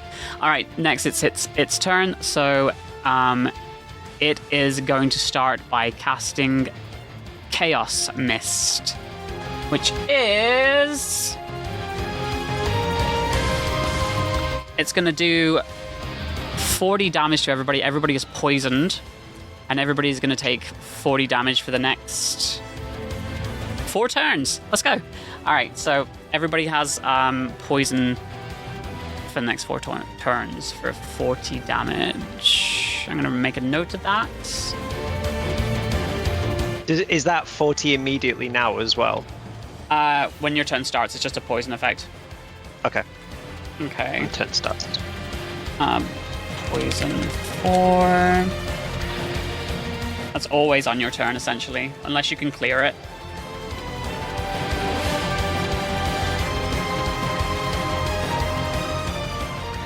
All right. And then it is going to do another move on its turn. It is going to begin to... You witness it raise 2 of its hands, the very 2 bottom hands, and energy is going to start to collect in both of these hands as it is collecting energy. And that is its turn for now. Oh, it's also supposed to counter. Wait, no, it doesn't cast Barrier. It actually counters instead. Sorry, that's a different thing. Yeah. So, sorry. That was wrong. Physical damage, it actually counters. Thank you, damn. You lied to me. So, it does 50 damage to Prospero in return. That's And then nice. starts charging its hands. And then next up on the list is Ridge. You take 40 damage of poison. Oh, again, so there's been 80 since... Oh, no. If you took it already, you don't need to take it again. Yeah. This is the first time you're supposed to be taking it. Okay. So I'm going to use one of my material. I'm going to cast Chakra on me and my friends. So that should heal everyone from the damage they took from the poison. And I need help from Damocles, because I don't remember if Chakra removes poison. This one does not. Okay. Well, I'll use it anyway to heal everyone. Top them up. Okay. Everybody gets healed by so much. Oh no, that chakra is just for yourself. Oh, is it just for me? Just for you. How much do you heal? It's a magic roll. Yeah. All right. Is it the status roll or? It's damage. Just do. It's like you're doing damage, and the heal value is the damage you're doing. Oh, okay. So 2d6 plus 1. I will say there are multiple points that you can attack on this creature. There are at least 3 points you can attack. Oh, okay. Because this, I don't believe there's been multi-point attack things in any TTRPG stuff so far, Kev. Don't think so. There was plans for it, but All right. Well, I've stolen it early. So, if you had a cursor, you notice that its body is targetable, and the 2 hands that are charging are targetable. Oh, okay. So I have healed myself, yeah. So I'll use my bonus action to target one of the hands. Okay. The same one that they took from me. So remember, you're rolling at disadvantage. Taking the hand. Have you been rolling with disadvantage for all your rolls, by the way? Yeah. Okay. I also have less accuracy as well because I only have 1 glove. Oh no! Oh no! Did Kev do that to you? Oh, yeah, that's horrifying. It's so depressing. He took 4 accuracy away from me. Wow, what a Darn debuff. You shouldn't have attacked the Pumpkin King so many times. Yeah, well, it looks spicy. Okay, let's see. 15 on accuracy. And then... Okay, the 15 accuracy yeah, I'm gonna roll. does hit Damages. But at full power. how is the... Yeah. 90 damage. 90 damage. Yeah. Is that it? Yeah. Alright, That's all I so- get. I only have one hand. You hit this thing for 90 damage, Yeah. and in response, it counters with 30 back to you. Holy moly. So much That's bigger. 90, so it's 360 damage so far. And that that was your bonus action and your main action. So Yeah, it Elena, wait, did you use your bonus action to do chakra?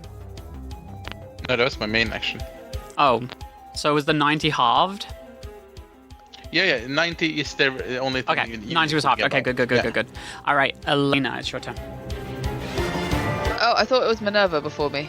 Oh, yes, sorry, Minerva. I forgot they existed. I apologize. Minerva, it is now the non-existent Minerva's turn, which Kev will, I guess, play for. Minerva's gonna use Cure with all, so everyone's gonna get cured. Okay. Or 1 plus 4, 5, 10. 275 for everyone. Okay, so everybody gets healed 275. Is that your bonus or your main action? That is, I can do that as a bonus action because it won't be hurt. I'll deduct MP. And for the main action, I will do Fear. Okay. I got a 16 for attack.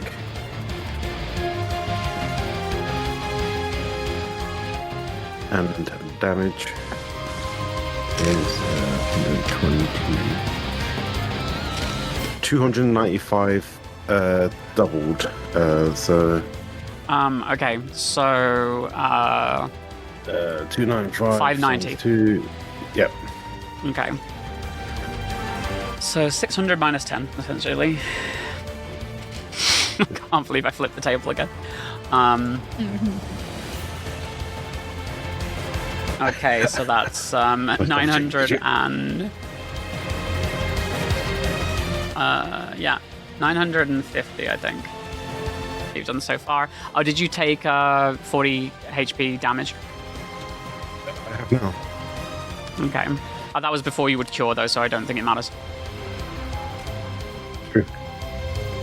And if there's nothing else, Elena, it's your turn. Okay, with my bonus action, I'm going to cast Scan on this thing so we can get an idea of how much health it has. All right, so you are aware that it has 210 MP. It has no weaknesses. Its name is the Blighted Remnant, and you can't tell what its HP is. Okay, including the hands? The hands have about 300 HP each. Okay, and I had to take my 40 points of damage at the beginning of the turn. Okay. I'm gonna cast Viraga all. All right. You cast Faraga all. Let's see if you hit and get past the magic armor. 19! Oh, also, it casts M barrier on itself from the last magic attack that hit it. So magic attack's I gonna be didn't hard know now. that. Yeah. Do you want to change what you're gonna do? No, because I have no other attack damage. Okay, so Fira. Viraga. Firaga. Okay, Firaga. All Firaga.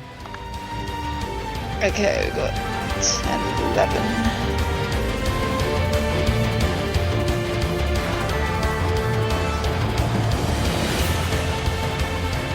930, which I divide by 2 because of M barrier, so 465.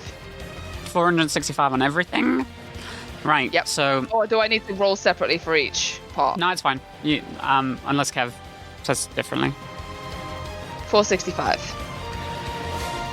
We've not used all in a campaign before, so... It just does the same damage to everybody, right? Flat. Yes, all is Yeah. the one that's limited to how many times I can use it. Yeah, so you're Which fine. I need It to does double check. 495, you said? 65. Oh, 465. Okay, well, let's do this first, and then add the 65. I can do math. That's 415, I think. All right. So you notice that the two orbs kind of break and dissipate, and the arms are no longer targetable, but it has stopped. It has stopped them. It's still holding its arms up, but there's nothing there to destroy anymore. You've stopped it from charging. It's kind of like clenched into fists now. That's something yeah. for the time being. And then it is Ezekiel's turn. You're going to take 40 damage from the poison. Yep. Now, does that change what he wants to do, or should he still do it? With his bonus action, regardless, I'll take one of my antidotes. You're So he's taking gonna it chug yourself? that. Yeah. Okay, you are Yes, cleared taking it of myself. poison. And then I'd like to use my limit break to cast Mind Blow on it. Okay. So the cane is raised and it's charged up to almost the point of collapse, and it fires a shot of energy that depletes the target's MP by half. All right. Yeah.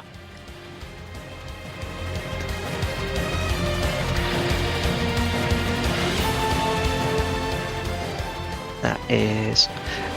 Damo, did we say even if it's a lower LP, it drains all of it, right? Yes. Yes. Cool. And that is his turn. Okay, so you've just halved its MP. That's what you've done? Yes. Okay, cool. Yeah. Is there anything else to mind blow? Or is that just it? That's it. That's all Mind Blow does. Cool. Awesome. So you've successfully halved its HP. You can see now it has 105 out of 210. And next up is who is it? It is Prospero again. You will take 40 poison damage. Okay. Should you be adding LP for every poison damage? That is a good question because I don't know. Never thought about it, but yeah, why not? Yeah, let's do it for this. Why not? Okay. How many turns of silence have I got left? You are on. I think this is your final turn of silence. Yay! I will throw another dagger. Okay, so you throw that dagger. You could tell me if it hits. You need to beat. Oh, you need to beat a 13 physical armor and 12 magical armor. I rolled 5. You rolled a 5. It's going to be halved then. Yes. And you're in the front line. I don't know why you're standing with everybody else. You should be there.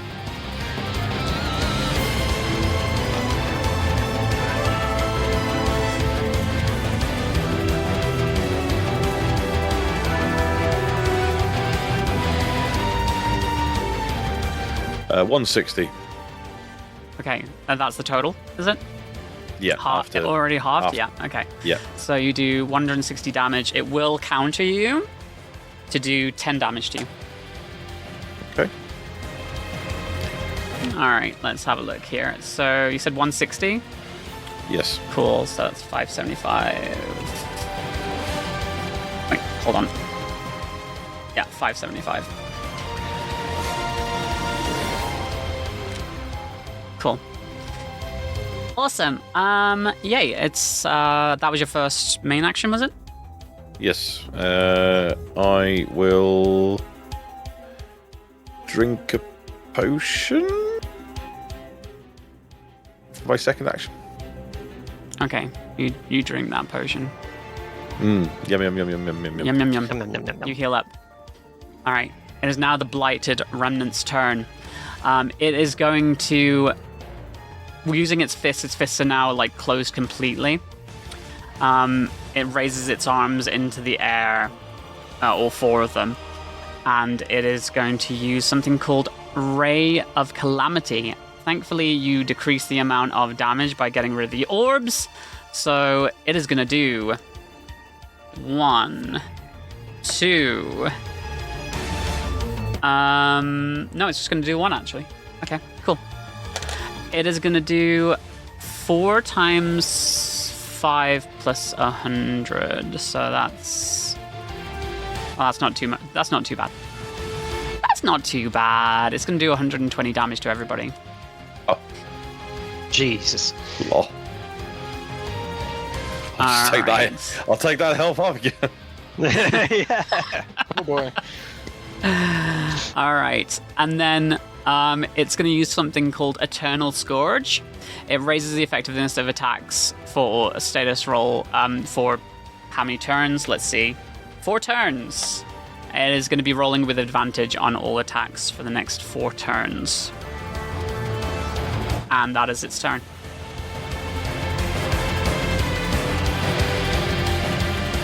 Shit. Oh, also it starts charging up its hands again.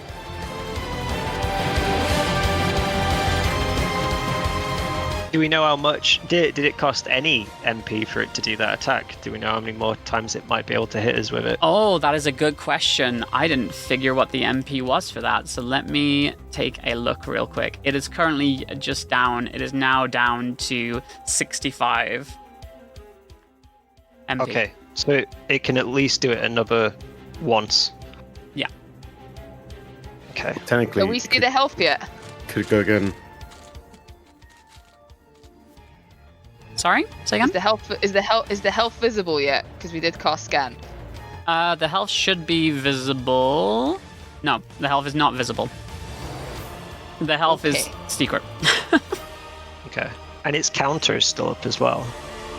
Its magic barrier is still up. Okay.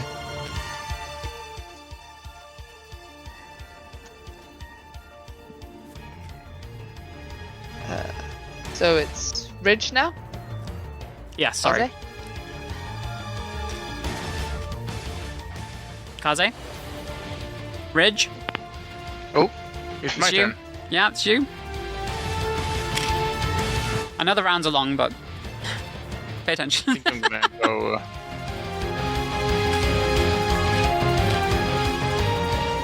I just run up and smack him with my only hand that's left. Okay, so just an attack roll. Got it. 12 on accuracy. That's going to be halved, unfortunately. Its physical armor is 13, magic armor is 12. And then, I'll write that down. yeah.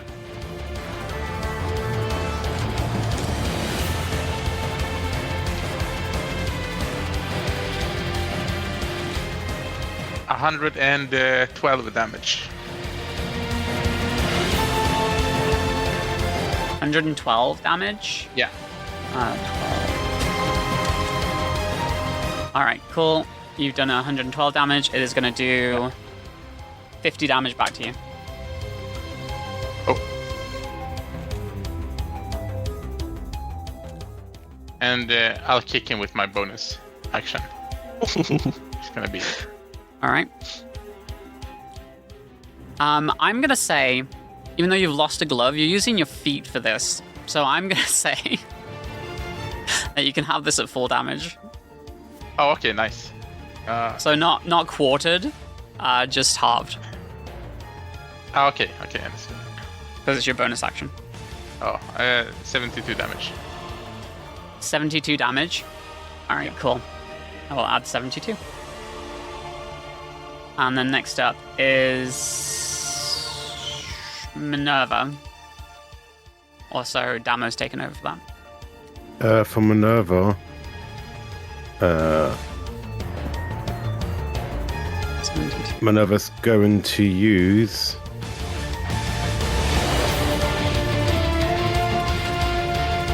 For the bonus action, take 40 damage first of all. 160. For the bonus action. Oh yeah, Kaze, did you take damage on your turn? Yeah. From poison? Yeah? Okay. Gonna use the last restore all. So cure on everyone. And for the bonus action, she would down an ether. How much health is that back? I rolled low. 1, 2, 3, 6 times 10, 60. 235 to 470. No, that's loads. Back to health. Full health. Well, I rolled low. Have all your health back. Yeah. It was times 2. It was times 2. Okay, my turn then? Yep. Okay, cool. 40 poison. With my bonus action, I'm going to drink an antidote. Awesome, you are cleared of poison. He didn't attack, so it should still be on barrier, not end barrier, right? Oh, don't worry about barrier. Barrier was wrong information at the beginning. It counters physical attacks. It puts a magic barrier up if you hit it with a magic attack.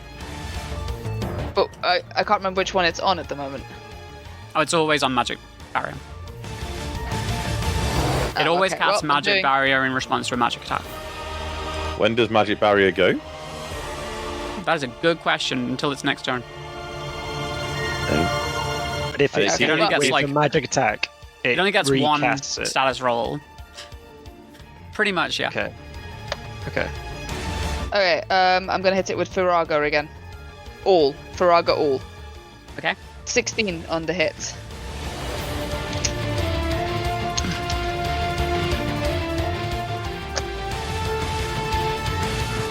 Yes, that does full damage. Sorry.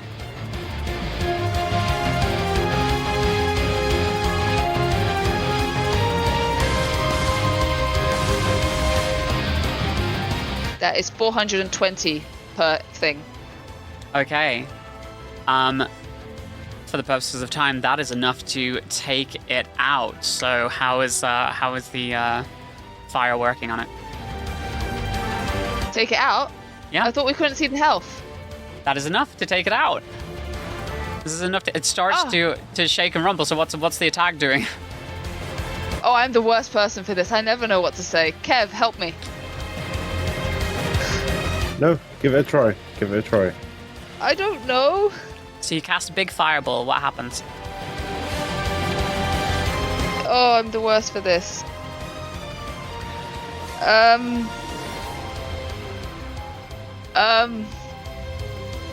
Oh god. Why me? You got this, Elena. Let's pretend that she's so pissed off at having seen visions of Liette that she's gonna burn the fuck out of everything and just really cook this motherfucker. Okay. It starts to writhe as the flames envelop it, and it's just writhing in pain as it starts to to melt into a purple sludge, essentially. And the gaseous purple comes in and surrounds it.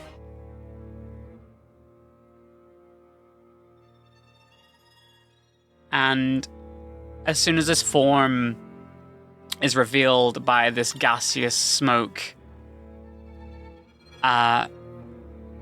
Ezekiel, a chill runs up your spine. Oh god. Because it appears like some of your fears have been realized. Your parents... What did your parents talk to you about when you were younger? They mentioned the comet. They mentioned Genova and Shinra and the experiments that happened. You fear that this could be it. You fear that this could be a reemergence of sorts. All right. For the purposes of this, they will take the same turn in the turn order. I need to remember what I wrote down for this, because I've forgotten about the attack part. You know what? It's more about the story for me. I'm not gonna lie. It's more about... And what I wrote for this was... Did I write it in the other chat? I did write it in the other chat. Okay. Does this count as a new battle? This is technically the same battle. Okay. The battle didn't end, it just transformed to stage 2. I don't get my all So, back. you don't get your all back, unfortunately, but I've things got one left. remain the same. What you do get, though, is an immediate attack from this thing. A thing that we might call a Fate Sealer. So, we're gonna do some rolls. We're gonna do one roll. Cool. Write these down for me, Damo, if you please. That's a 4. We're gonna do another roll. That's a 6. We're gonna do another roll. That's a 10. We're gonna do another roll. That's an 8. And we're going to do another roll. That's another 8. How many rolls is that so far? Damo? 5. 5. We're going to do one more roll. That's a 3. Right, Damo, I'm going to let you have a little bit of fun here. Feel free to assign whatever numbers they were times 10 to whoever on the field. Because I don't have this character sheet, so otherwise I would assign them specifically. Wait, what's the total? What was the total? I asked you to write it down. That's okay. I wasn't writing it down. Nobody was writing it down. All right. I know there are 2 8s in there. There was a 3. You know what? I'm doing it again. Play the recording back. All right, we're Play it doing back. it. We're doing it again. We're doing it again. I'm just gonna write them down myself. All right, It's gonna be worse. it's fine. That is a 7. Oh, it actually did start worse.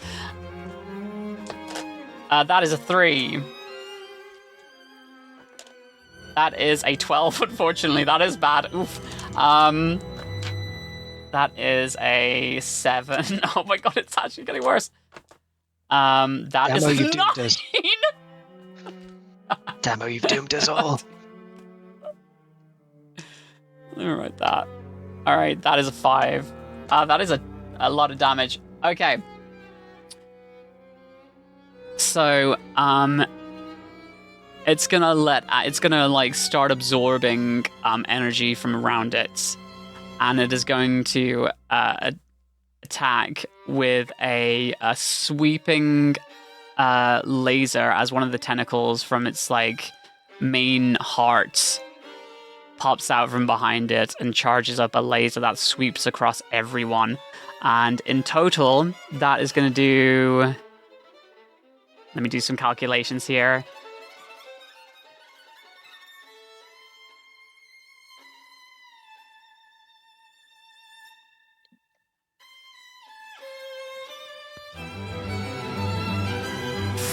$43. 430 divided by 5.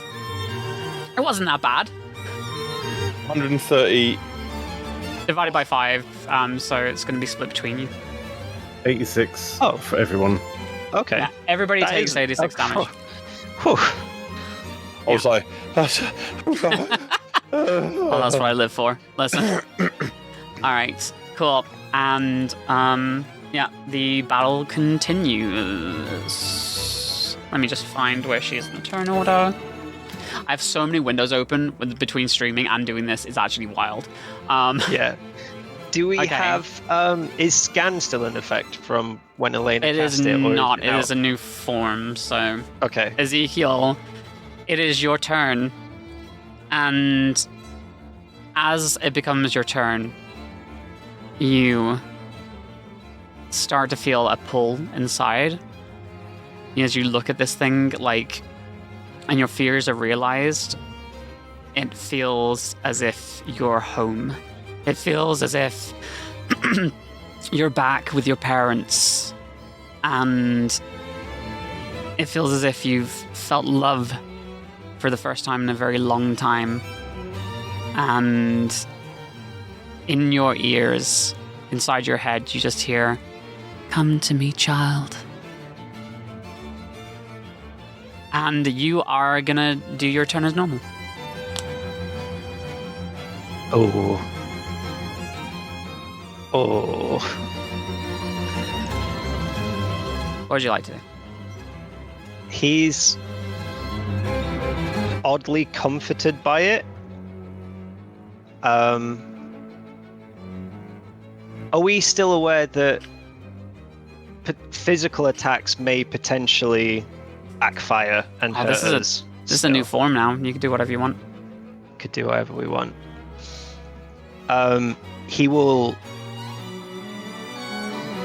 go to approach it and walk towards it, almost like cold to it in its weird form, not paying attention to the monstrosity. And then, as soon as he gets close enough, he will... you said it has several hearts. Well, no, like, you know that you see this form before you, but the form from the test tube is still there.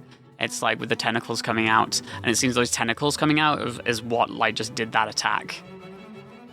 Oh, the tentacles did the attack, not this. Yeah, it seems to be connected to it though, so it's all part of the same being. You're acutely aware. It's like this whole room is part of it.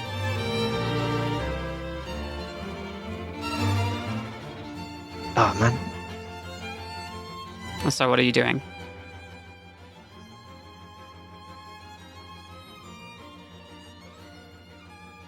He's gonna realize, like,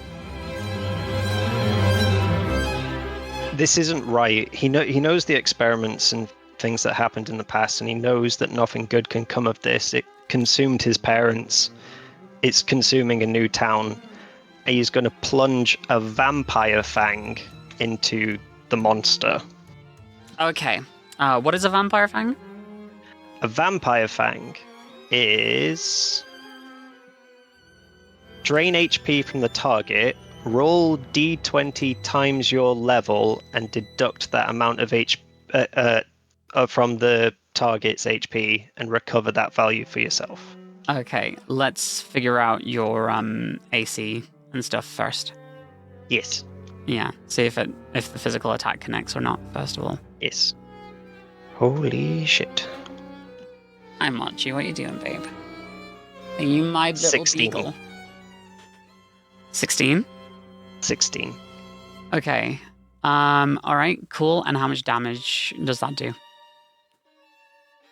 Damocles, what does it mean by d20 times your level? Is that can't literally mean that many d20s? Is it roll a d20 and times Roll that by your level? Yeah, times your level. Right. So that is a 15. So 15 times my level. You're 15. Okay.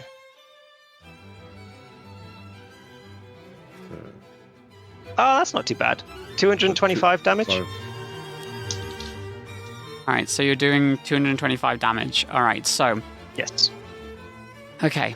I'm gonna need you to roll a d4. Oh, okay. There's a 3. A 3. Cool. Alright, so...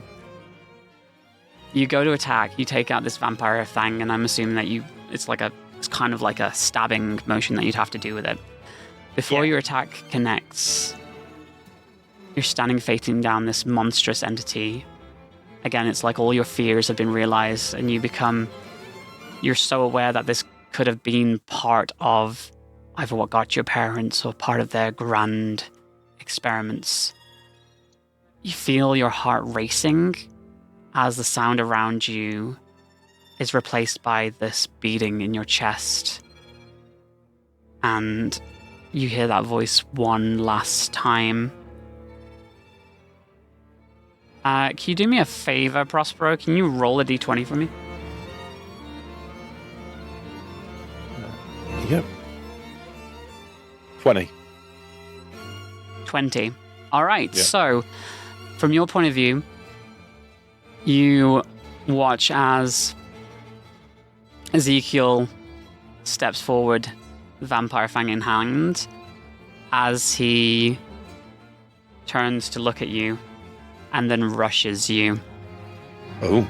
He Oh shit. goes to stab you with the vampire fang, and you're lucky enough that you manage to tackle him at the same time, like grab him and swing him down to the floor.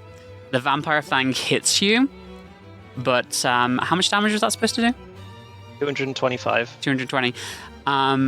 It is going to do 113 damage to you, which is then absorbed by Ezekiel as you both roll together and like throw him in the same motion that you like threw him to the ground. And it slightly pricked you. It throws him off of you towards the being. Ezekiel has been enthralled by this creature. 120 All your damage. attacks from now on are on the party. But I Yeah. think it's against the monster.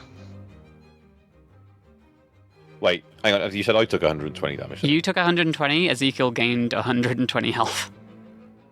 Oh god, he's on their side. God damn it. You just, like, you hear just incoherent muttering to himself. In fact, to you look back at this creature, and either side of it are standing your parents. And all that's replaced, this creature has disappeared, and your parents are just standing there, just watching you and saying, "Go on, son. Defeat it. Do us proud." Say he's gone mad. Mad, I tell you. Cool. Yeah. Let's continue then. It is the next person's turn. That'll be me. You're still poisoned. I'm still poisoned and I'm taking more damage. Yes! So you take 40, but fortunately, you're no longer silenced, so Oh, I've been de-nerfed. de-nerfed. That's how I've been nerfed for like the last 3 turns. Well, let's use my once per battle needles. All right.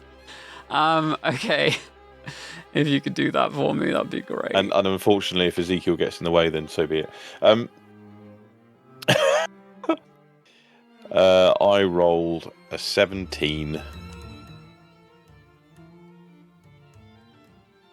That's 17 times 100.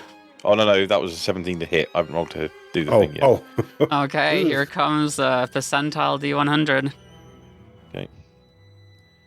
81. 81. Is that going to be 81,000 damage? That's 8,000 ridiculous. 8,100. 8,100 damage. Yep. Yeah. You let me have it. I need to double check here. All right, I'm going to make a simple change to this real quick. Wait, I can just send you the new... Do I accidentally kill Rich? It's fine. He's turned evil anyway. It has that much health left. Wait, hold on. Let me have a look. Are you sending me a thing? I'm sending you the current health. Oh, you're sending me the current health. Okay. It has... All right. Okay, it has that much health left. Yes, just to make this didn't more die. interesting. It did not die, but it does... No, it that's does. legit. That's legit as hell. That is actually That's not- legit? Okay, not I was fudge looking at shit. the document. All right, cool. Cool, it has that much health left. All right, cool. Yeah. I'm going to say, you don't get a bonus action. No, yeah, you do. You get a bonus action. Go ahead. I'm going to cast haste. All right, on yourself, I'm assuming. Yes. All right, okay. Do the haste thing. You have I made set this up a roll. battle so much lesser than it is supposed to be. Okay, So so the you thing one in thing, response though is gonna cast a barrier on itself. Oh, is that magic or it's magic, right? Yeah. It's gonna That cast was magic, yeah. M barrier on itself. It's enemy skills, which is a.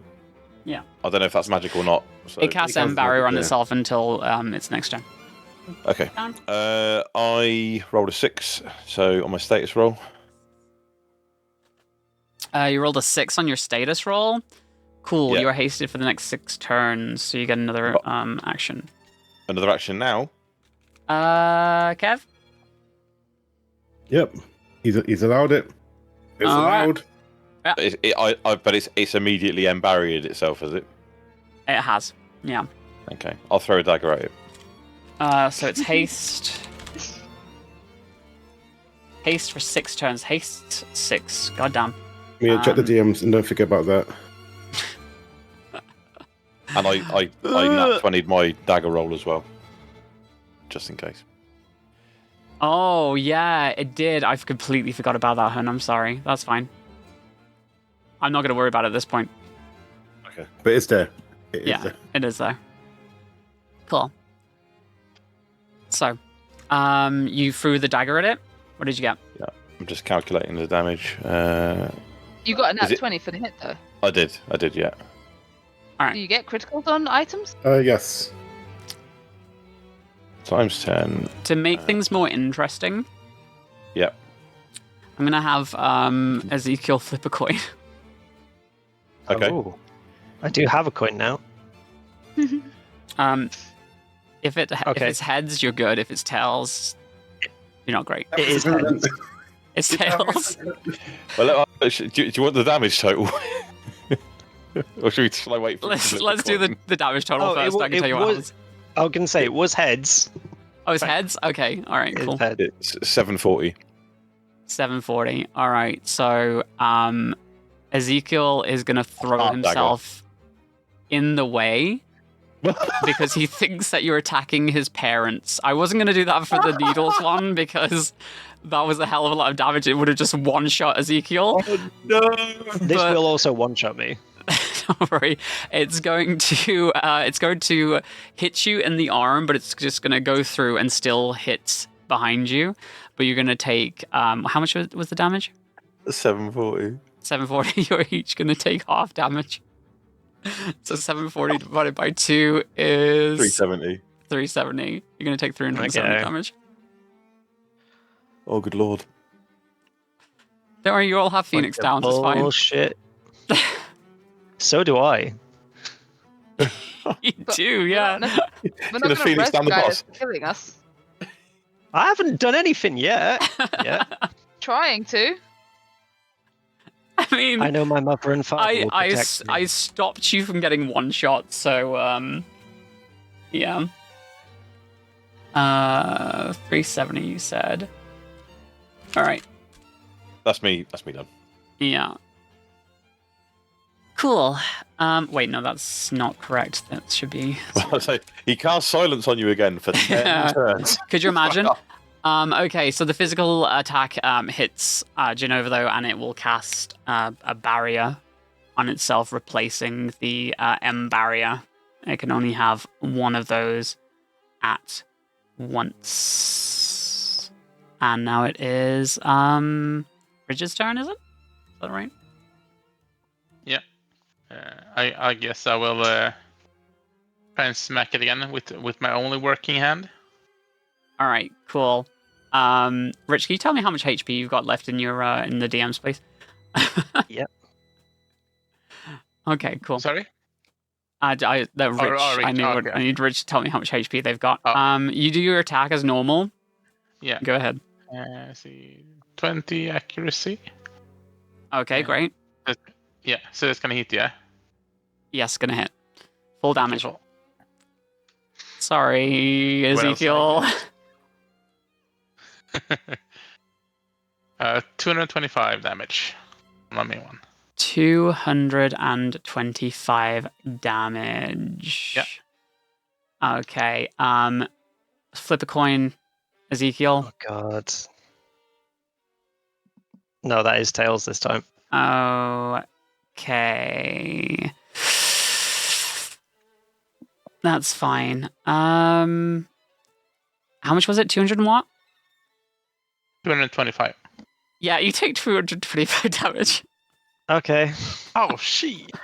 Ezekiel visibly looks I mean, just distressed, distorted, completely bloodied. He's bleeding does from have, one arm. He's got Alright. easy kill in his name.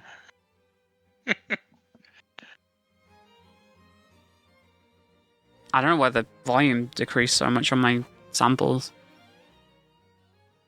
Did it get super low for anybody else? It went a little quiet. It's not too bad. Yeah, it went down a little bit. Yeah, that's weird. I don't know. This GoXLR has been playing up anyway, so... There you go.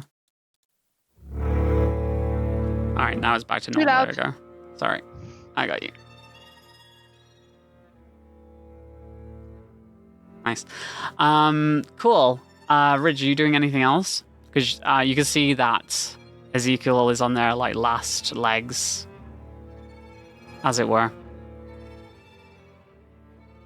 You can attempt to... It's still a You can- targetable opponent. You can still attempt to like heal them. I think I'm gonna...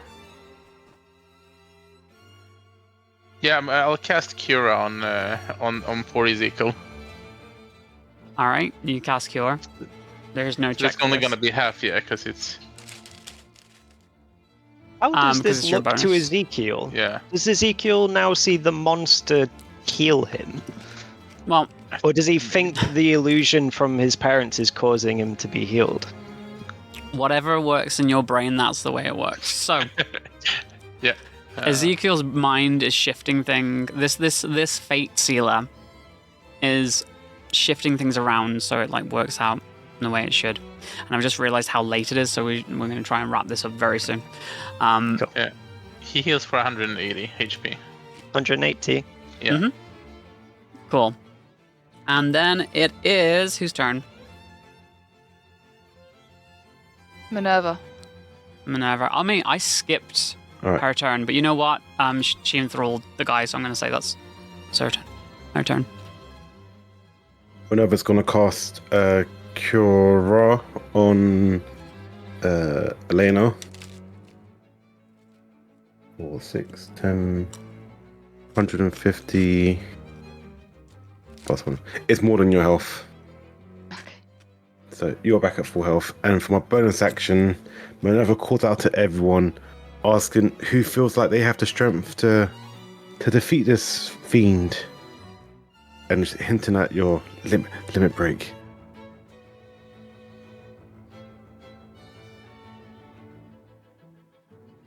Who's limit break? I don't have Basically, enough anyone- points. Me neither. I've only got 4 points. Unless I should have had more, then I'm apologising. All right. But Well- I don't think I've actually been hit that many times. So yeah, I've only got 4. That's your turn. Awesome. Next up is... Me. All right. Alright, I'm gonna scan this bitch. Okay. With my bonus action, to be clear. Okay. Sorry, I've been swearing so much more than I normally do. I apologize. That's fine. I have a question, Kev. Can you list... you know what? I'll put it in the the DMs.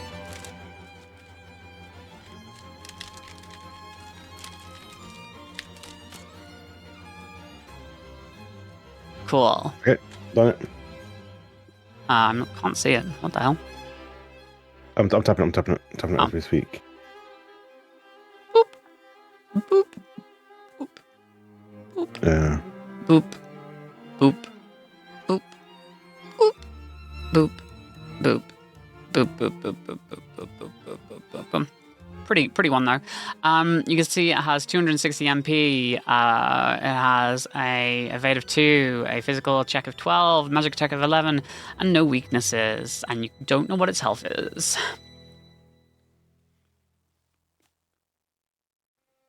Okay. I am going to cast Comet on it. Okay. Does Comet just hit one enemy? Yes, Okay. all is attached to something else, and I'm not using all, so I have to Okay. heal everyone. Cool. Okay, so let's Comet this person. Dope.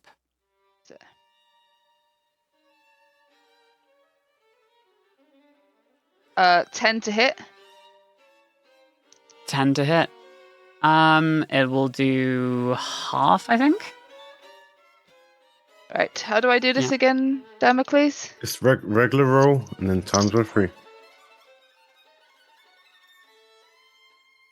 8. I completely forgot about another thing as well because it was getting so late, but that's fine.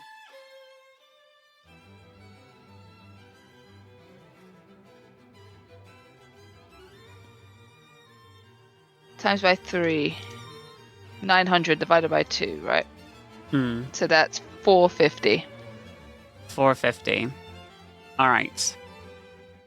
So, cool.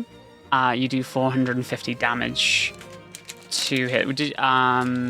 That's total, right? Yes. Okay. So, I'm just going to.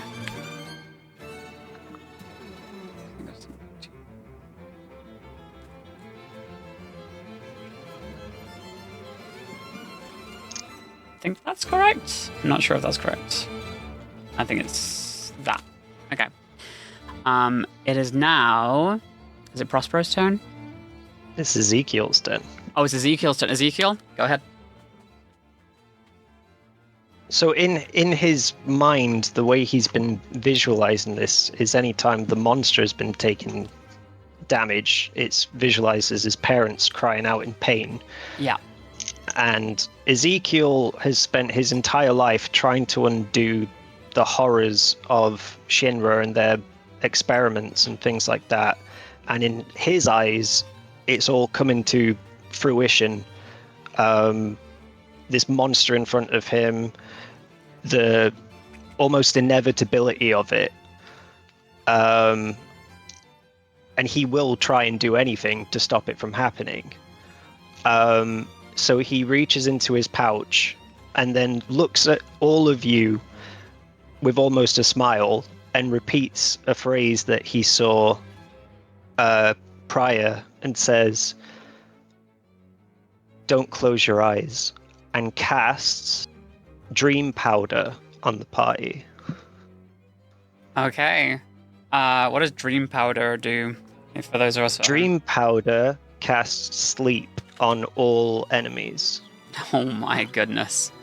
You son of a bitch. That's all. All right. How long is sleep for, Kev?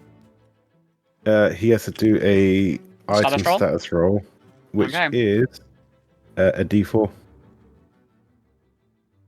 All right. We get no save against that. That just happens. No save. It just happens. It's just a 2. So for All right. 2 turns. Okay. I'm gonna say because you're Oh, enthralled. it's 1 turn. No, sorry, it's 1 turn. Okay. It's 1 I'm turn. gonna say because you're enthralled, you lose your bonus action, That's fine. and it will go to this big.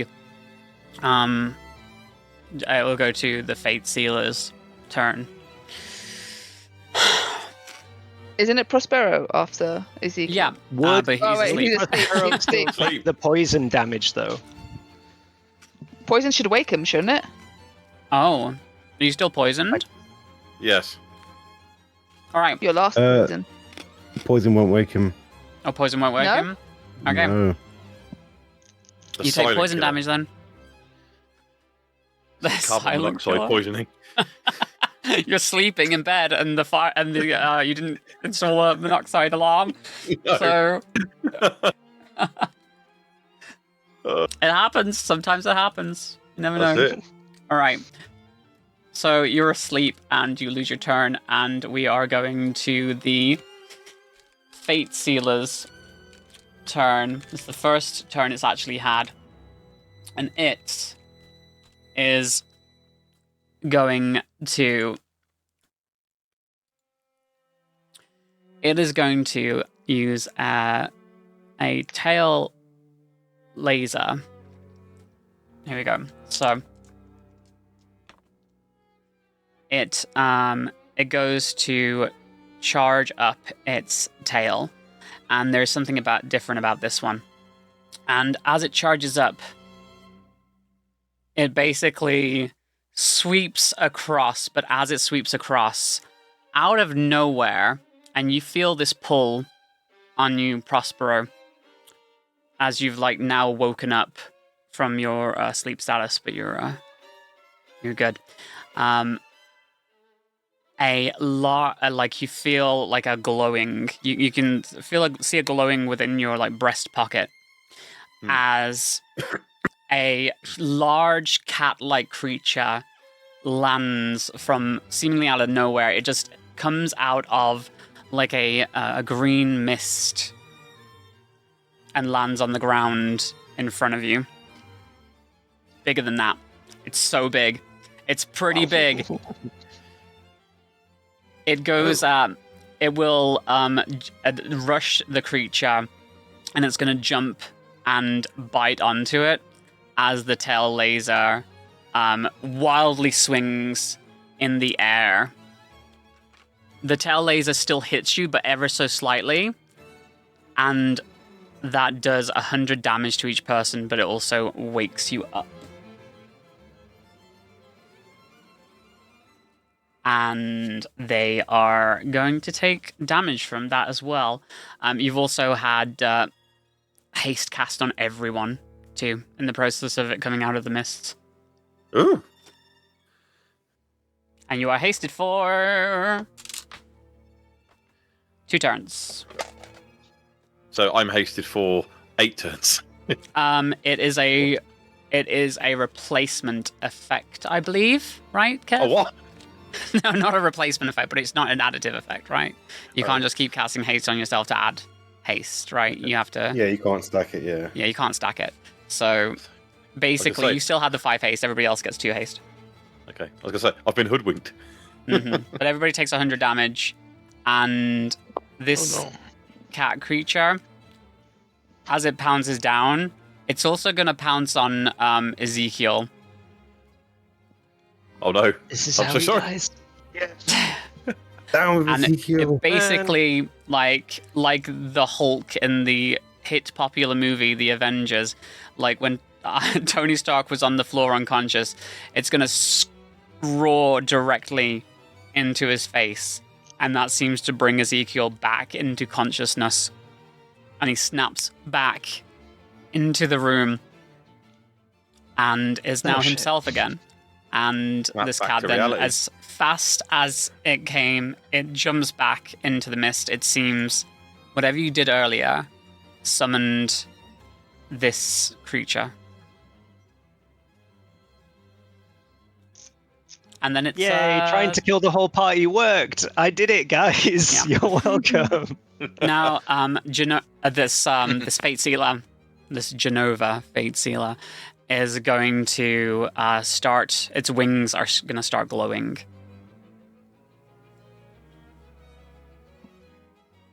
And it's the next person's turn. Would that be Who Rich? would that be? That Just would did be we do Rich. A full round. Oh shit! So it's back to me. So did that count as my turn, or did you say that Yes, went back yeah, to because Rich? you were asleep at the beginning of your turn, so... Right. Okay. Oh. You're awake Am now. I sleeping still? No, you all you took got 100 woken up. damage. You all got woke up, Yeah. but took 100 damage. Okay. Okay, So whose turn is it? Sorry. it's mine. It's mine. Ridge. Oh, no? Ridge. Two of you just said it's mine. Sorry, no, Ridge. I thought, yeah, I thought. Ridge. It is Ridge's Ridge. Ridge's turn. Kaze's turn. It's the cowboy's turn. My name is Rich. Chuck. Okay, My name Rich. Roundhouse kick on the monster because I have no arm.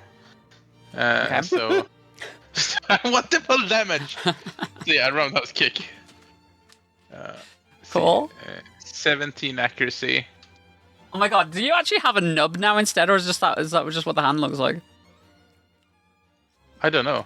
Hold on, let me zoom in. I think it might be the His quality. hand is slightly behind his leg. Oh, okay. Oh my god, that's so good But though. it looks perfect. Yeah, I can see the fingers. Yeah. Yeah, my hatred of drawing hands has come in handy.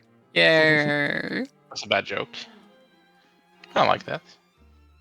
I thought for a second you might have changed it because I didn't notice that his hand was behind his. That's so I thought good. so. That works so well. Too for a second. Because from this distance, it looks like the finger's not there because of tabletop stim, so it just looks like it's a nub.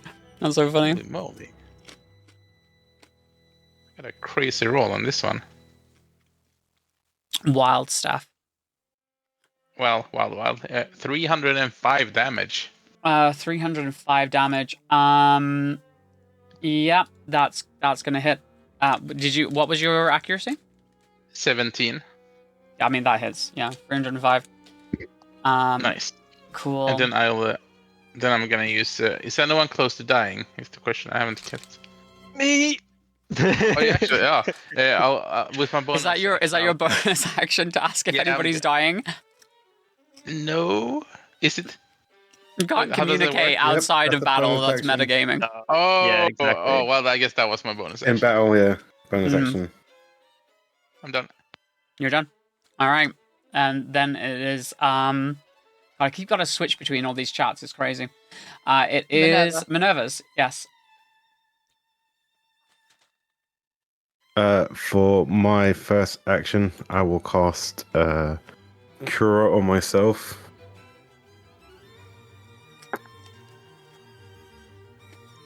+4, 8, 80, 110. Doubled. Alright, I'm back to full health. Mm-hmm. When Remember, its wings are Parsley. glowing. By the way. But I did hear Ezekiel say he doesn't feel so good. So I'm also going to cast Cura on Ezekiel after Cool. hearing Ridge ask, is anyone low health? I rolled 6. Groaning. 130, 205. Oh, you were 410. hasted as well. Oh, yeah. Ridge. So you had a bonus action. You want to take that now, considering that Damo is just healing, right? Another bonus action. No, it's just a regular action. A full regular action. Yes. I guess another tornado kick. Roundhouse All right, you kick. figure out what that is, All right. and I will deduct it from the total. And while he does that, I will heal regular cure on Elena. That's 6 + 5. Oh wow, 6 and 5. 170. 172. That is more than 300. So Fully healed. should be Cool. fully healed. All right, Okay, my Ridge. turn. What was the damage Oh. that you did, by the way? 190. 190. All right, I'll take off 190. Go on, Minerva's turn. Sorry, not Minerva's turn. Elena's turn. It's very late. It is very late. Okay, with my bonus action, I'm going to drink an ether. So that'll take me back to that much. Okay, so I'm going to comet this guy again. All right.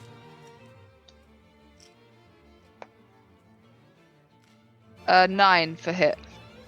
All right, are you targeting it or the wing? Oh god, it's multiple parts. Yep, the wing is glowing. Can I change my mind and say I'm doing Faraga all? Sure, why not? You do have But- haste, don't forget. Oh, that's a good point. I've already said the words. I'm doing Faraga all. Oh, you can do both, so it's fine. Yeah, exactly. I'll do combat afterwards.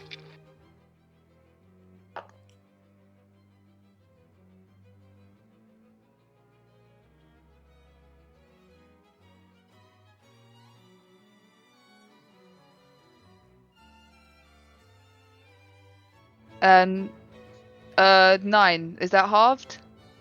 For hit? For magic? My armor?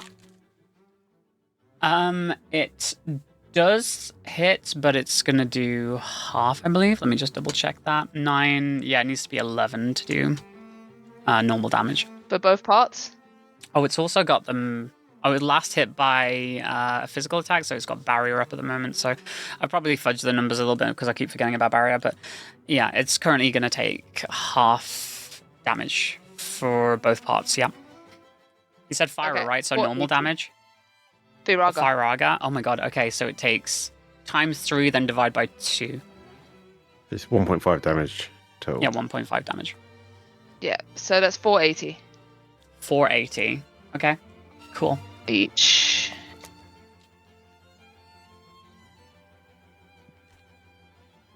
Yeah. Okay, the wing stops glowing. You kind of like snap it back, and it like lets out like a humanoid scream at you, kind of like a probably a higher pitch Okay. than that, more like a And now I'm going to cast Comet on the main thing. okay. 12 to hit. Okay, you get. Is this full damage? Oh, you did 12? I thought you were just saying that you needed to get 12 to hit it. Yeah, no. Oh, no, You got 12? Yeah, you're doing full damage. Okay. You're doing the thing. Yep, just working it out. Comet was times 3 again, right? I believe so, Kev.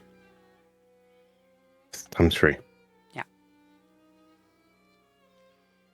It's always weird when I'm using a system I'm not familiar with. 930. Oh, yeah. How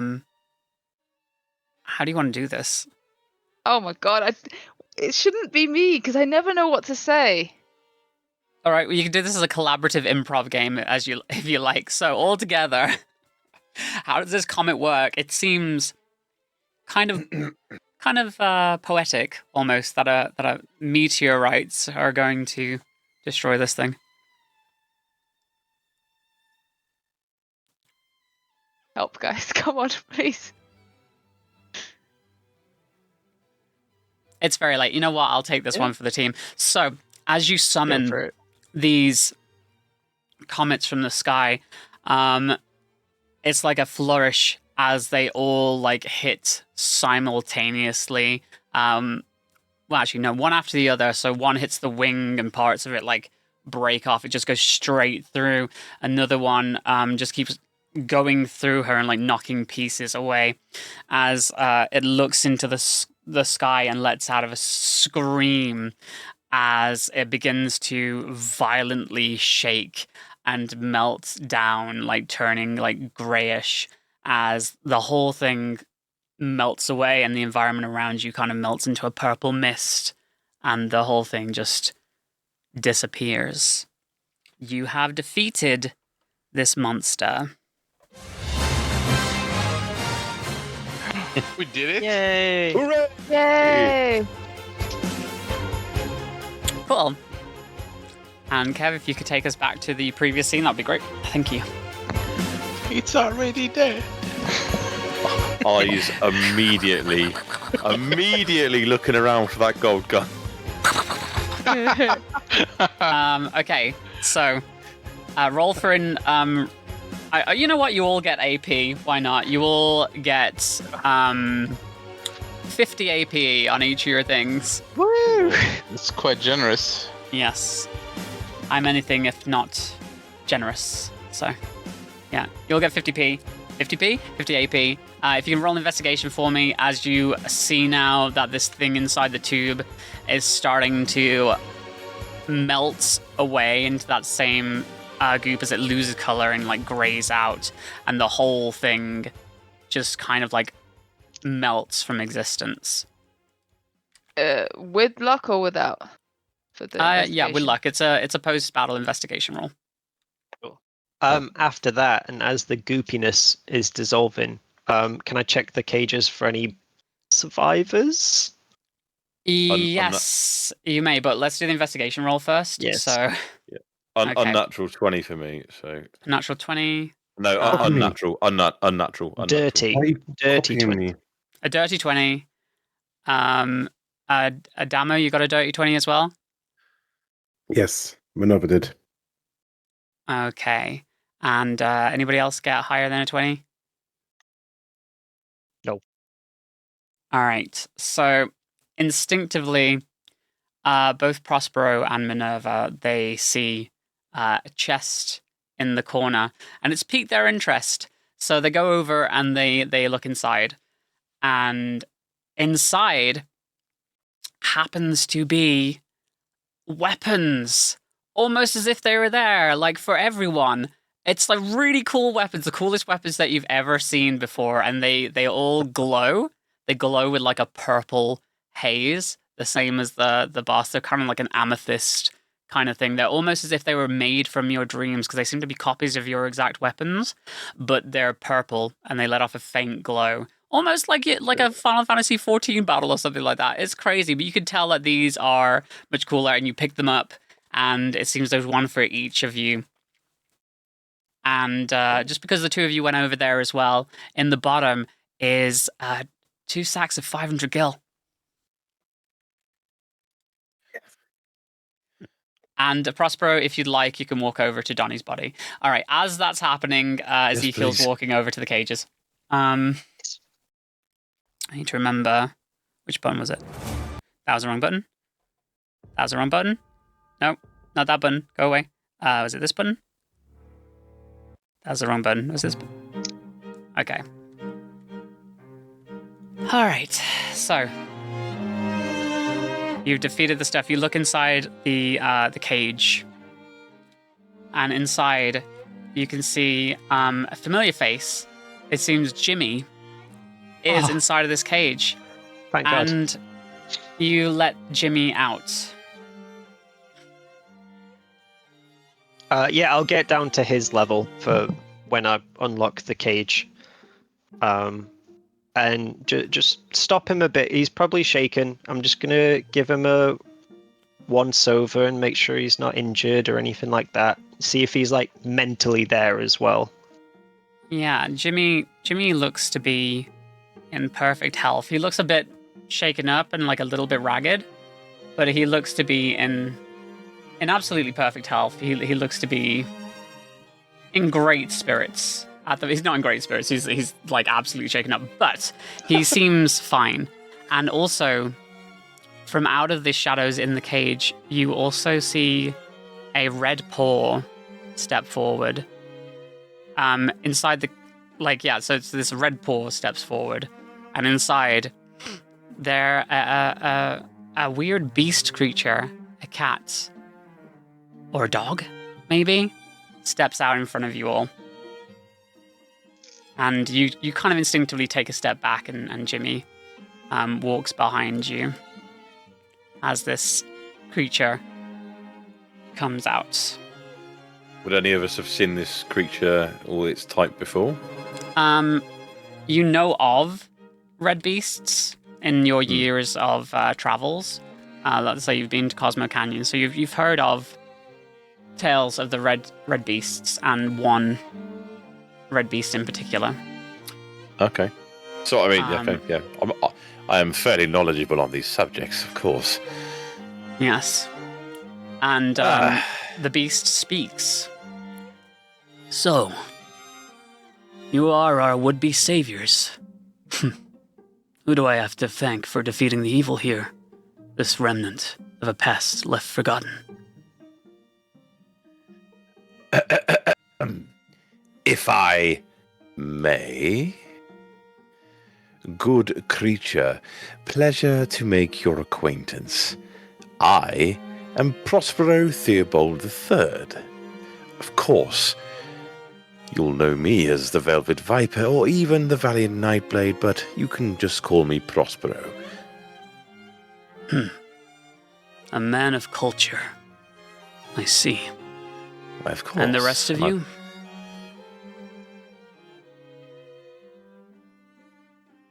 No one of consequence. Everyone is of consequence, friend.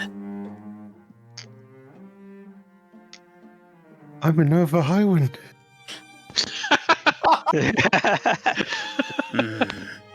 I like your hat. Well, thank you. I hope you're okay.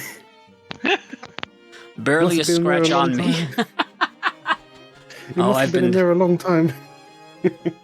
It's been a moment, to be sure. And what are the rest of you? I'm Elena Sky. I was the one that cast the comets. You were the one that cast the comets. I witnessed that. You struck the fatal blow. Well done.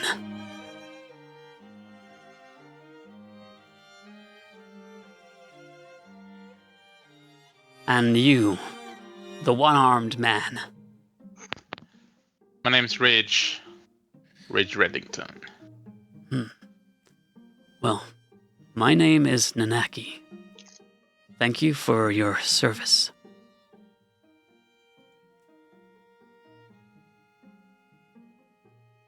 It's our pleasure, of course. Not to be rude, but should we get out of here? Well, yes, I will be getting to that. I'm afraid there wasn't much I could do from inside that holding cell. Only to watch as most were consumed by that thing.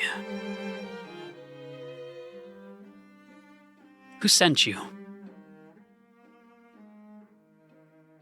Someone named I don't V. know. Invited us here under very mysterious pretenses. I don't suppose you'd happen to know a V, would you? There is one I can think of. Once a year I meet with a friend here. This place was important to him. In fact, he should have come looking for me himself. I imagine that's something we'll have to discuss. Well, without further ado, I'm gonna get going. And you watch as he's like, thank you once again. And he runs to the exit and he leaves. And now, Elena, Yeah. you feel, can you roll an investigation for me, please?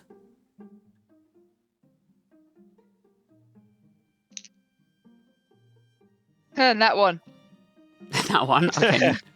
I think you've most of rolled the most in that one that I've ever seen tonight.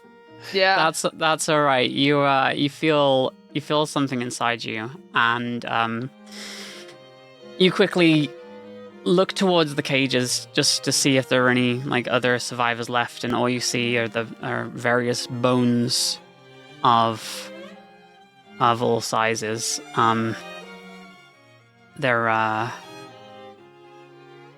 It's unfortunate that it looks like all the other kids have passed, unfortunately. And as you stand there looking at these bones, something catches you by the eye. Inside you see it's something buried underneath the bones. And meanwhile, Jimmy's just chattering away to everybody, and you overhear, "Thank you for not letting the Pumpkin King take me. Thank you for saving me from the monsters.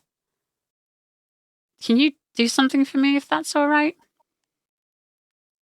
This And is Jimmy. as you're... Sorry, go on. No, that was it. Just ask him. What does he need? Sorry, Elena, you see this orange thing buried beneath the bones.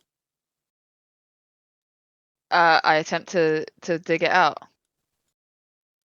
Okay, so you're digging through the bones here, and it's bright and orange, and also covered in blood. And you pick it up, and it is a pumpkin mask. So you turn back around as Jimmy says, "Tell my daddy that I'm okay now. Tell him that you helped me escape. He's been really sad since Mommy went away. So I know he'll be happier to know that I'm going to help her. And as you turn to look back towards Jimmy, a swirling green energy fills the space where his body is. And as he begins to disappear, you can just hear a final thank you as he completely dissipates and disappears. Oh, Right, and you're left alone in a room with no Jimmy. no, Jimmy. No Jimmy. Oh dear, poor boy. Ezekiel is crying, but trying not to let it known. He's just sort of he's going to slump off and he's just going to leave. He really thought he saved someone then, but he I didn't. mean, So technically you saved the town and you saved a new friend. So you start to walk to leave. And what is the rest of everybody else doing? I'm picking that gun up. All right. You go over to the gun, completely ignoring the fact that a child had just disappeared in front of you, and you pick it up and you inspect it. And can you roll a d20 for me, please? Yeah. 9. Oh wait, do I get any bonuses for that? Yeah, it's an investigation. So just your luck and investigation. 11. Oh, 11. and luck. Hang on. Yeah. And luck. Hang on. 12. All right. Okay. So you look at the handiwork. This is a real gold gun. You're quite taken with it. But you also notice that it doesn't look like it's that effective. It's a cool looking gun, but it doesn't look like it's anything special. It's just a regular gun that's gold. I just want to sell it's it. like really crudely painted gold. Oh, it's actual gold, and it has like an insignia and a signature on the side, and it's like this on the base of it. It's like carved in, This belongs to Benny. I'll turn to Ridge. I say, looks like we got the gun after all, hey? Oh, I guess something for all our troubles. And, All right. Jimmy is in a better place. He's joined the live stream together with my hand. Yes, yes. They're both in the live stream. You know what Jimmy would want? Oh, For us to have a lovely drink. I agree. So, yeah, you, yeah, you saved the day. You saved the town. The kids are all dead, unfortunately. Are you leaving now? Oh, Elena sighs and starts leaving as well. Okay, you all. Okay. Sorry, go on. No, I was going to say, like, just to make sure, because he really does hate this experiment stuff, he'll take his final Soma flask and plant a grenade bomb on the way out, so that he knows after everyone's left, a giant explosion will hopefully just crumble this place to the ground. Well, as you're walking over there and the others are walking to leave, suddenly, oh no, you feel a chill go up your spine as the lights begin to flicker and you'll hear loud thunderous slamming from the walls around you. It gets louder and louder and louder until it's not in the walls anymore, but it's inside your head. And as soon as this thunderous thumping that keeps going and going and going and going. Suddenly it stops. And you look towards the exit and you see it. It's the man from just outside of Nibelheim. The man with a pumpkin for a head. Can you do me a favor? And roll athletics to see if you break out. Just me. Everyone. Everyone. Oh shit. My athletics is horrible. Athletics is quite good actually. Yeah. Oh yeah. Okay, do we have? Right. Yeah. I got -3 on a nat 20. How does that work? You The still nat get a 20 nat 20. All right. So, anybody else get? On that one.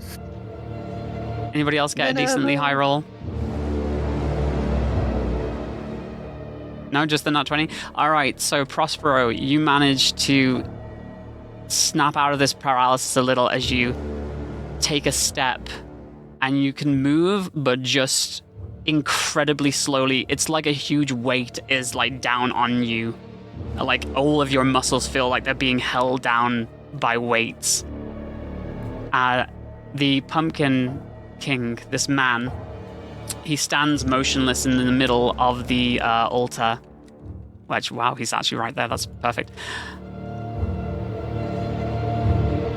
The darkness, the fog from the shoreline is swirling around him as you see it envelop the floor and the walls and the ceiling around him. This feels wrong.